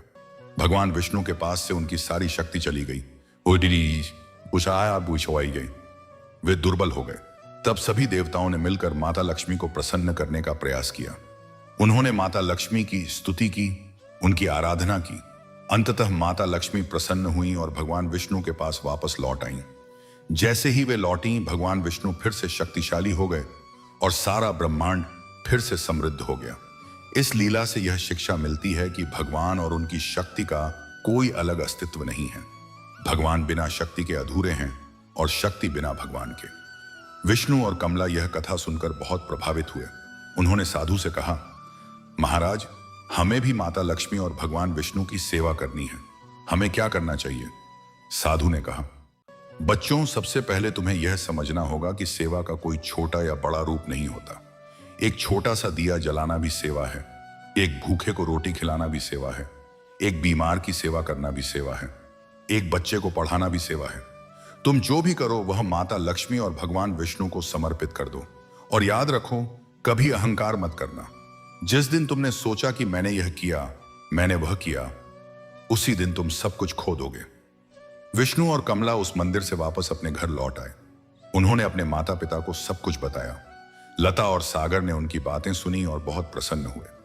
लता ने कहा, बच्चों, तुम बहुत भाग्यशाली हो कि तुम्हें वह मंदिर दिखाई दिया और उस साधु ने तुम्हें यह ज्ञान दिया। अब तुम्हें उस ज्ञान को अपने जीवन में उतारना है। विष्णु और कमला ने प्रण किया कि वे जीवन भर सेवा और भक्ति के मार्ग पर चलेंगे। विष्णु ने अपने नाम के अनुसार भगवान विष्णु के गुणों को धारण करने का प्रण किया। उसने सोचा, भगवान विष्णु का एक नाम है श्रीधर, जो श्री जॉन लक्ष्मी को धारण करते हैं, तो मैं भी श्रीधर बनूंगा। मैं अपने परिवार की लक्ष्मी समृद्धि को धारण करूंगा, अपने गांव की लक्ष्मी को धारण करूंगा, अपने देश की लक्ष्मी को धारण करूंगा। कमला ने अपने नाम के अनुसार माता लक्ष्मी के गुणों को धारण करने का प्रण किया। उसने सोचा, माता लक्ष्मी का एक नाम है कमला, जो कमल पर विराजमान होती हैं, तो मैं भी कमल के समान पवित्र बनूंगी। जिस प्रकार कमल कीड़ों में रहकर भी उनसे अलिप्त रहता है, उसी प्रकार मैं इस संसार के दोषों से अलिप्त रहूंगी। एक दिन विष्णु ने अपने पिता सागर से पूछा, पिताजी, क्या आपने कभी माता लक्ष्मी को देखा है? सागर ने कहा, बेटा, मैंने माता लक्ष्मी को उनके दिव्य रूप में तो नहीं देखा, लेकिन मैंने उन्हें हर उस बच्चे के चेहरे पर देखा है जिसे मैंने पढ़ाया। मैंने उन्हें हर उस मरीज के चेहरे पर देखा है जो मेरी पत्नी लता के इलाज से ठीक हुआ। मैंने उन्हें हर उस भूखे के चेहरे पर देखा है जिसे मेरे ससुर मोहन ने खाना खिलाया। मैंने उन्हें हर उस दीपक में देखा है जो लोग माता लक्ष्मी के नाम पर जलाते हैं। माता लक्ष्मी को देखने के लिए हमें आंखें बंद करने की जरूरत नहीं है, हमें तो आंखें खोलनी होती हैं और हर जगह उनके दर्शन करने होते हैं। कमला ने पूछा, पिताजी, हम माता लक्ष्मी को कैसे प्रसन्न कर सकते हैं? सागर ने कहा, बेटी, सत लक्ष्मी को प्रसन्न करने के लिए सबसे सरल उपाय है सच्चा दिल।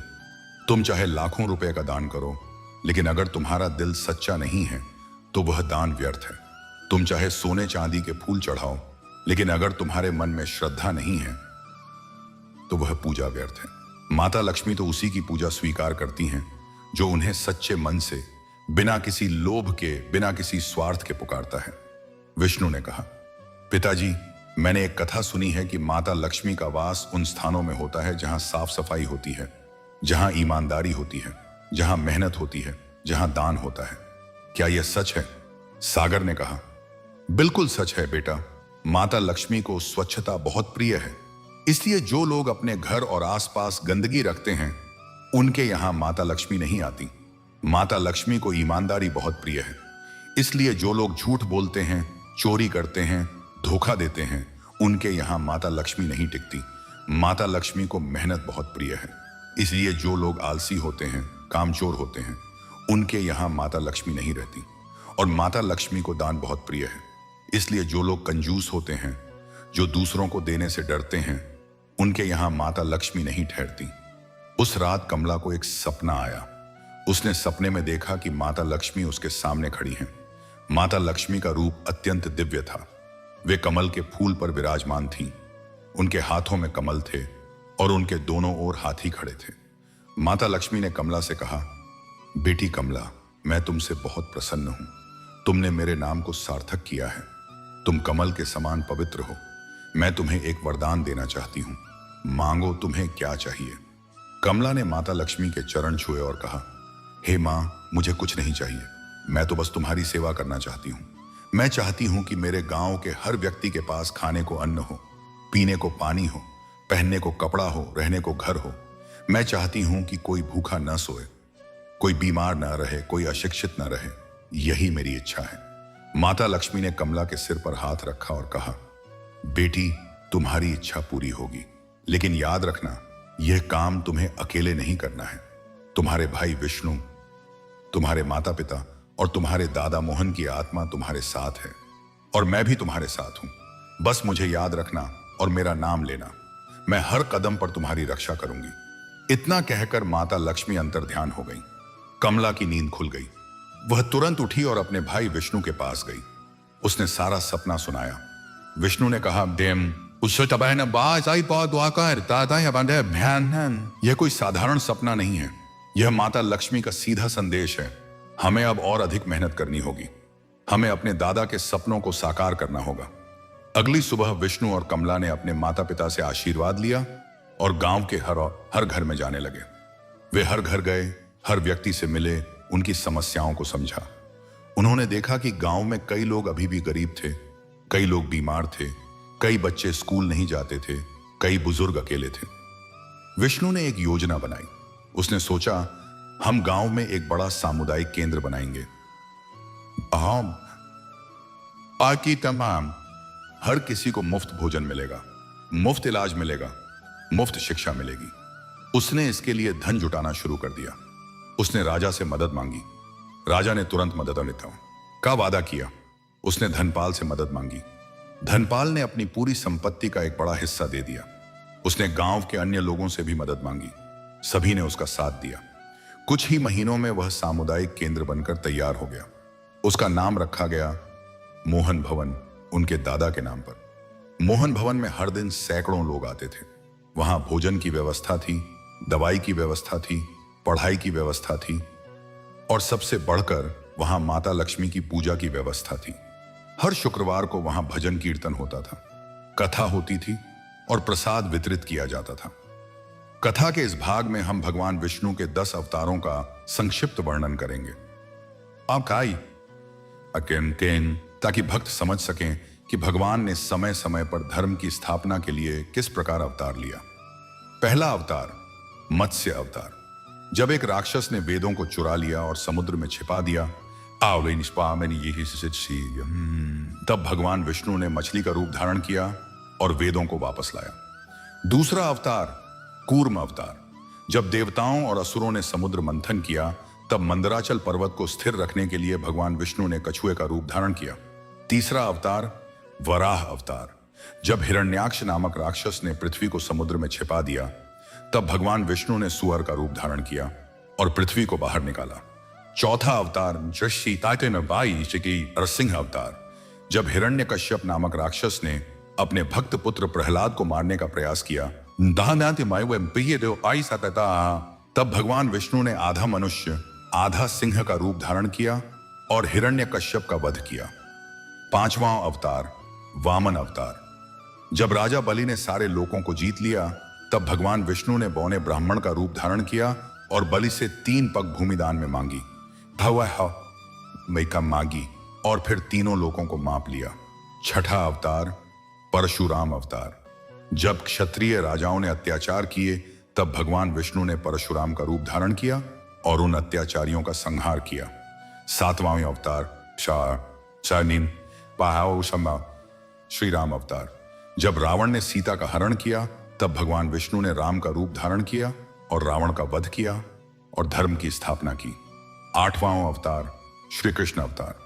जब कंस, शिशुपाल, दुर्योधन आदि राक्षसों ने पृथ्वी का भार बढ़ा दिया, तब भगवान विष्णु ने कृष्ण का रूप धारण किया, महाभारत का युद्ध कराया और गीता का उपदेश दिया। नौवां अवतार बुद्ध अवतार। जब लोग हिंसा के मार्ग पर चलने लगे, तब भगवान विष्णु ने बुद्ध का रूप धारण किया और अहिंसा का उपदेश दिया। 10वां अवतार कल के अवतार। यह भविष्य का अवतार है। जब कलयुग के अंत में पाप बहुत बढ़ जाएगा, बातेगा, तब भगवान विष्णु कल्कि का रूप धारण करेंगे और पापियों का संहार करेंगे और सत्य युग की स्थापना करेंगे। ये हैं भगवान विष्णु के 10 अवतार। इनमें से प्रत्येक अवतार की अपनी कथा है, अपनी शिक्षा है, अपना संदेश है। विष्णु और कमला ने इन अवतारों की कथाओं का अध्ययन किया और उनसे प्रेरणा ली। उन्होंने सोचा, जिस प्रकार भगवान विष्णु ने समय समय पर धर्म की रक्षा के लिए अवतार लिया, उसी प्रकार हमें भी अपने जीवन में धर्म की रक्षा करनी चाहिए। उन्होंने गांव में एक पुस्तकालय खोला जहां लोग इन कथाओं को पढ़ सकें। उन्होंने एक भजन मंडली बनाई जो हर शुक्रवार को भजन गाती थी। उन्होंने एक नाटक मंडली भी बनाई जो भगवान विष्णु और माता लक्ष्मी की लीलाओं पर नाटक करती थी। गांव के लोग बहुत प्रसन्न थे। उन्होंने देखा कि विष्णु और कमला अपने दादा मोहन के मार्ग पर चल रहे हैं। और वे भी उनके साथ चलने लगे। धीरे धीरे पूरा गांव समृद्ध हो गया। वहां कोई भूखा नहीं था, कोई बीमार नहीं था, कोई अशिक्षित नहीं था। गांव की खुशहाली की खबर दूर दूर तक फैल गई। अन्य गांवों के लोग भी शांतिपुर आकर बसने लगे। शांतिपुर एक छोटे से गांव से बढ़कर एक बड़ा नगर बन गया। लेकिन बड़ा नगर बनने के बाद भी वहां के लोगों की सादगी, उनकी नम्रता, उनकी श्रद्धा कम नहीं हुई। वे आज भी उसी प्रकार माता लक्ष्मी की पूजा करते हैं जिस प्रकार मोहन किया करता था। वे आज भी उसी प्रकार गरीबों की मदद करते हैं जिस प्रकार मोहन किया करता था। वे आज भी उसी प्रकार सच्चाई और ईमानदारी से रहते हैं जिस प्रकार मोहन रहता था। 5वां भाग माता लक्ष्मी की स्तुति। 108 नाम। सभी का मोक्ष और कथा का सार शांतिपुर नगर अब अपनी समृद्धि के चरम पर था। विष्णु और कमला ने अपने दादा मोहन के सपने को पूरा कर दिया था। लेकिन अब समय आ गया था कि लता और सागर भी इस दुनिया से विदा लें। लता की उम्र अब 75 वर्ष की हो चुकी थी और सागर की 80 वर्ष की। दोनों स्वस्थ थे, लेकिन उन्होंने अपने मन में एक बात ठान ली थी। वे अब संन्यास ले लेंगे और अपना शेष जीवन भगवान की भक्ति में बिताएंगे। उन्होंने अपने बच्चों विष्णु और कमला को बुलाया और कहा, बच्चों, अब हमारी सेवा का समय पूरा हो गया। अब हम संन्यास लेकर वन में जाएंगे और वहां भगवान का ध्यान करेंगे। तुम दोनों इस नगर की देखभाल करना। याद रखना, जो कुछ भी तुम करो वह माता लक्ष्मी और भगवान विष्णु को समर्पित करो। कभी अहंकार मत करना। विष्णु और कमला रोने लगे। उन्होंने कहा, माता पिता, आप हमें छोड़कर मत जाइए। लता ने कहा, बेटा, शरीर नश्वर है, एक दिन सबको जाना ही है, लेकिन हम तुम्हारे पास हमेशा रहेंगे, अपने आशीर्वाद के रूप में, अपनी शिक्षाओं के रूप में और अपने प्रेम के रूप में। लता और सागर ने अपना सब कुछ विष्णु और कमला को सौंप दिया और वन की ओर चल दिए। वे उसी पुराने मंदिर के पास एक छोटी सी कुटिया बनाकर रहने लगे जहां कभी विष्णु और कमला गए थे। उस मंदिर के साधु ने उनका स्वागत किया। अब तीनों, लता, सागर और वह बूढ़ा साधु, एक साथ मंदिर में रहने लगे और भगवान की सेवा करने लगे। एक दिन की बात है, लता और सागर मंदिर में बैठे भगवान विष्णु और माता लक्ष्मी की पूजा कर रहे थे। तभी अचानक मंदिर में एक दिव्य प्रकाश फैल गया। उस प्रकाश में से माता लक्ष्मी और भगवान विष्णु स्वयं प्रकट हुए। यह उनका साक्षात स्वरूप था। भगवान विष्णु के चारों हाथों में शंख, चक्र, गदा और कमल था। उनके शरीर का रंग नीले बादलों के समान था, लेकिन उस पर सुनहरी चमक थी। उनके गले में वैजयंती माला थी और उनके वक्षस्थल पर श्रीवत्स चिन्ह था। माता लक्ष्मी उनके बाईं ओर विराजमान थी। उनका रंग स्वर्ण के समान था। उनके हाथों में कमल थे और वे अद्भुत मुस्कान मुस्कुरा रही थीं। लता और सागर ने यह दिव्य दर्शन देखा तो वे भाव विभोर हो गए। उन्होंने प्रणाम किया। भगवान विष्णु ने कहा, लता, सागर, तुम दोनों ने अपने जीवन में धर्म, अर्थ, काम और मोक्ष, इन चारों पुरुषार्थों को प्राप्त किया है। तुमने सेवा की, भक्ति की और कभी किसी को दुख नहीं दिया। तुम मोक्ष के अधिकारी हो। माता लक्ष्मी ने कहा, लता, तुम मोहन की बेटी हो और मोहन मेरा परम भक्त था। तुमने उसके गुणों को अपने भीतर उतारा है। सागर, तुमने सच्चे अर्थों में एक गुरु का काम किया है। तुमने अज्ञान के अंधकार को ज्ञान के प्रकाश से दूर किया। तुम दोनों अब मेरे धाम में आओगे। यह सुनते ही लता और सागर के शरीर से एक दिव्य ज्योति निकली और वह ज्योति माता लक्ष्मी और भगवान विष्णु में विलीन हो गई। उनके शरीर वहीं गिर गए। उन्होंने मोक्ष प्राप्त कर लिया था। उस बूढ़े साधु ने यह सब देखा। उसकी आंखों से आंसू बह रहे थे। उसने सोचा, मैंने 60 साल तपस्या की, लेकिन मुझे मोक्ष नहीं मिला, जबकि इन दोनों को मिल गया। तब भगवान विष्णु ने साधु से कहा, हे साधु, तुमने तपस्या तो की, लेकिन तुम्हारे मन में लोगों के प्रति प्रेम नहीं था। तुम केवल अपने मोक्ष के लिए तपस्या कर रहे थे, दूसरों के कल्याण के लिए नहीं। लता और सागर ने अपना सारा जीवन दूसरों की सेवा में बिताया, इसलिए वे मोक्ष के अधिकारी हुए। अब तुम भी उनके मार्ग पर चलो, गांव जाओ, लोगों की सेवा करो, तब मोक्ष मिलेगा। साधु ने प्रणाम किया और वह मंदिर छोड़कर गांव चला गया। उसने शांतिपुर में रहकर लोगों की सेवा करनी शुरू कर दी। अब वह समझ गया था कि सच्ची तपस्या सेवा है, केवल ध्यान नहीं। अब विष्णु और कमला के जीवन की बात करते हैं। लता और सागर के जाने के बाद विष्णु और कमला ने अपने माता पिता की सारी जिम्मेदारियां संभाल ली। उन्होंने मोहन भवन को और भी बड़ा बनाया। उन्होंने वहां एक विशाल मंदिर बनवाया जिसमें माता लक्ष्मी और भगवान विष्णु की सुंदर प्रतिमाएं स्थापित की गईं। उस मंदिर में हर दिन भजन कीर्तन होता था, हर शुक्रवार को विशेष पूजा होती थी और हर महीने की पूर्णिमा को भंडारा होता था। विष्णु ने अपने नाम के अनुसार भगवान विष्णु के सभी गुणों को धारण कर लिया था। वह धैर्यवान था, न्यायप्रिय था और कभी किसी से बैर नहीं रखता था। कमला ने माता लक्ष्मी के सभी गुणों को धारण कर लिया था। वह उदार थी, दयालु थी और हर किसी की मदद करती थी। एक बार गांव में बहुत भयंकर अकाल पड़ा। 3 साल तक बारिश नहीं हुई। सारी फसलें सूख गईं। लोग भूखे मरने लगे। विष्णु और कमला ने अपने सारे भंडार खोल दिए। उन्होंने मोहन भवन में रोजाना हजारों लोगों को भोजन देना शुरू कर दिया। लेकिन जब उनका बागा अपना भंडार भी खाली होने लगा तो विष्णु चिंतित हो गया। उसने कमला से कहा, बहन, अब हमारे पास भोजन देने के लिए कुछ नहीं बचा, क्या करें? कमला ने कहा, भाई घबराओ मत। माता लक्ष्मी ने कभी अपने भक्त को निराश नहीं किया। चलो आज हम विशेष पूजा करते हैं। उस रात विष्णु और कमला ने मंदिर में बैठकर माता लक्ष्मी की पूजा की। उन्होंने सच्चे मन से प्रार्थना की, हे मां, तुम जगत जननी हो। तुम अन्न, जल और धन की देवी हो। इस अकाल में हमारे गांव के लोग भूखे मर रहे हैं। कृपया हम पर दया करो। हमें अन्न दो, जल दो, ताकि हम इन लोगों की भूख मिटा सकें। हम यह प्रार्थना अपने लिए नहीं बल्कि दूसरों के लिए कर रहे हैं। जैसे ही उनकी प्रार्थना समाप्त हुई, आकाश में बादल छा गए। मूसलाधार बारिश होने लगी। वह बारिश 3 दिन और 3 रात तक लगातार होती रही। नदियां भर गईं, खेत तालाब भर गए, हरे भरे हो गए। अकाल समाप्त हो गया। लोगों ने यह चमत्कार देखा और उनकी श्रद्धा और भी अधिक बढ़ गई। उन्होंने विष्णु और कमला को प्रणाम किया और कहा, आप दोनों सच्चे संत हैं, आपने हमारी जान बचाई। विष्णु ने कहा,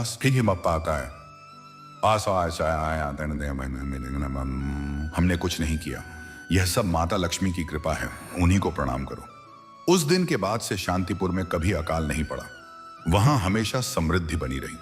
अब इस कथा के अंतिम भाग में हम माता लक्ष्मी के 108 नामों का उच्चारण करेंगे। ये नाम भक्ति में अत्यंत महत्वपूर्ण हैं। इनमें से प्रत्येक नाम में एक शक्ति है, एक रहस्य है, एक चमत्कार है। इन नामों का जप करने से मनुष्य के सारे कष्ट दूर हो जाते हैं और माता लक्ष्मी की कृपा प्राप्त होती है।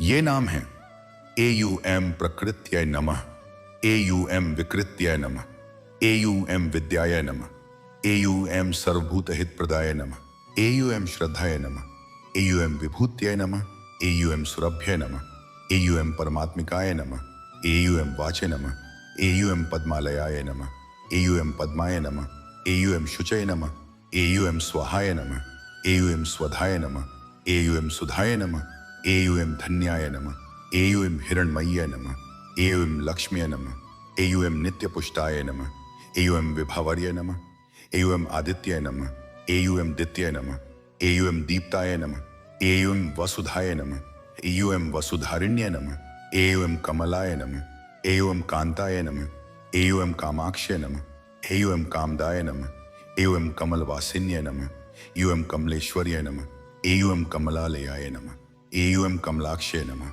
एयूएम कल्याण्य नमः, एयूएम कल्याणदाय नमः, एयूएम कल्याण रूपाय नमः, एयूएम कल्याण गुणशालिन्य नमः, एयूएम कल्याणी प्रियाय नमः, एयूएम कल्याणी वरदाय नमः, एयूएम कल्याणी भक्तवत्सलाय नमः, एयूएम श्रीय नमः, एयूएम श्री प्रियाय नमः, एयूएम श्रीकर्य नमः, एयूएम श्रीदाय नमः, एयूएम श्री वर्धिन्य नमः, एयूएम श्री विभूत्य नमः, एयूएम श्रीनिवासाय नमः, एयूएम श्रीनाथाय नमः, एयूएम श्रीधराय नमः, एयूएम श्रीकंठाय नमः, एयूएम श्रीभूत्य नमः, एयूएम श्री प्रसाद आय नमः, एयूएम श्री फलप्रदाय नमः, एयूएम श्री महालक्ष्म्य नमः, एयूएम श्री राजराजेश्वर्य नमः, एयूएम श्री राज्य प्रदाय नमः, एयूएम श्री राज्य स्थिर कारिण्य नमः, एयूएम श्री राज्य वर्धिन्य नमः, एयूएम श्री राज्य ऐश्वर्य प्रदाय नमः, एयूएम श्री साम्राज्य दायिन्य नमः, एयूएम श्री सार्वभौम्य नमः, एयूएम श्री सर्वलोकेश्वर्य नमः, एयूएम श्री सर्वदेवता प्रियाय नमः,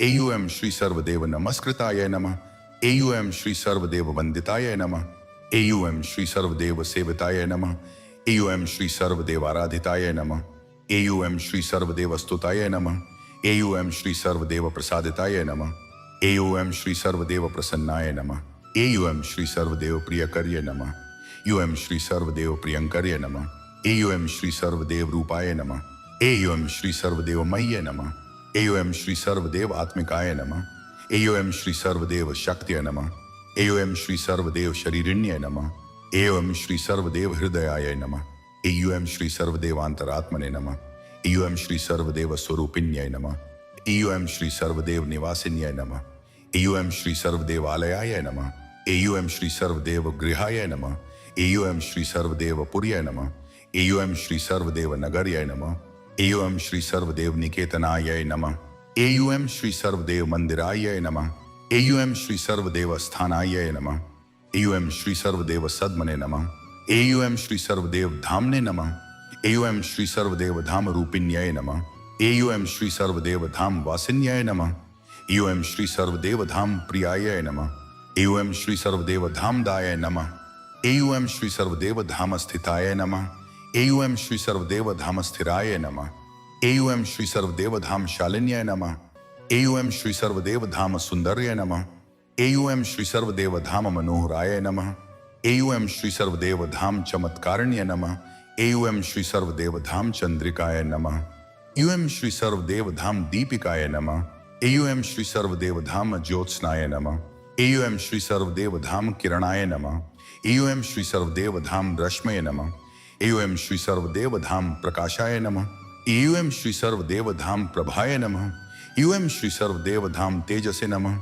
एयूएम श्री सर्वदेव धामवपुषे नमः, एयूएम श्री सर्वदेव धाम रूपाय नमः, एयूएम श्री सर्वदेव धाम स्वरूपाय नमः। इन 108 नामों का जो भी सच्चे मन से जप करता है उसे माता लक्ष्मी की असीम कृपा प्राप्त होती है। अब इस कथा का सार, यह कथा हमें क्या सिखाती है? यह कथा हमें सिखाती है कि सच्चा धन केवल सोना चांदी नहीं है, न केवल रुपए पैसे हैं, न केवल जमीन जायदाद है। सच्चा धन है सच्चाई, ईमानदारी, दया, करुणा, सेवा, नम्रता और भगवान में अटूट श्रद्धा।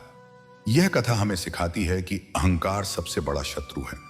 जैसे ही मोहन ने अहंकार किया, उसने सब कुछ खो दिया, और जैसे ही उसने विनम्रता अपनाई, उसे सब कुछ वापस मिल गया। यह कथा हमें सिखाती है कि सेवा ही सबसे बड़ी पूजा है। जब मोहन ने उस बूढ़ी औरत की सेवा की, तो वह औरत स्वयं माता लक्ष्मी थी। यह कथा हमें सिखाती है कि माता लक्ष्मी केवल उन्हीं पर कृपा करती हैं जो दूसरों पर कृपा करते हैं। जितना अधिक तुम दोगे, उतना अधिक तुम पाओगे। यह कथा हमें सिखाती है कि भगवान हमेशा हमारी परीक्षा लेते हैं। वे हमें गिराते हैं ताकि हम उठना सीखें। वे हमें रुलाते हैं ताकि हम सच्ची हंसी का मूल्य समझें। वे हमें खोने देते हैं ताकि हम पाने का सच्चा अर्थ समझें। और अंत में यह कथा हमें सिखाती है कि माता लक्ष्मी और भगवान विष्णु का आशीर्वाद उन सब पर है जो सच्चे मन से उन्हें पुकारते हैं। चाहे तुम गरीब हो, चाहे अमीर हो, चाहे पढ़े लिखे हो, चाहे अनपढ़ हो, आसान्याम अर्थताओं बापाओं हैं। यदि तुम्हारा दिल सच्चा है तो माता लक्ष्मी तुम्हारे द्वार पर अवश्य आएंगी। वे किसी भी रूप में आ सकती हैं, एक बूढ़ी औरत के रूप में, एक गरीब बच्चे के रूप में, एक बीमार व्यक्ति के रूप में, या एक साधु के रूप में। और कौन बहाई प्रेम, तुम्हारा कर्तव्य है कि तुम उन्हें पहचानो, उनकी सेवा करो और उनका आशीर्वाद प्राप्त करो। इस कथा के अंत में हम सभी भक्तों से यही प्रार्थना करते हैं कि वे माता लक्ष्मी की पूजा सच्चे मन से करें। वे हर शुक्रवार को अपने घर की साफ सफाई करें, दीपक जलाएं, माता लक्ष्मी का ध्यान करें और गरीबों को दान दें।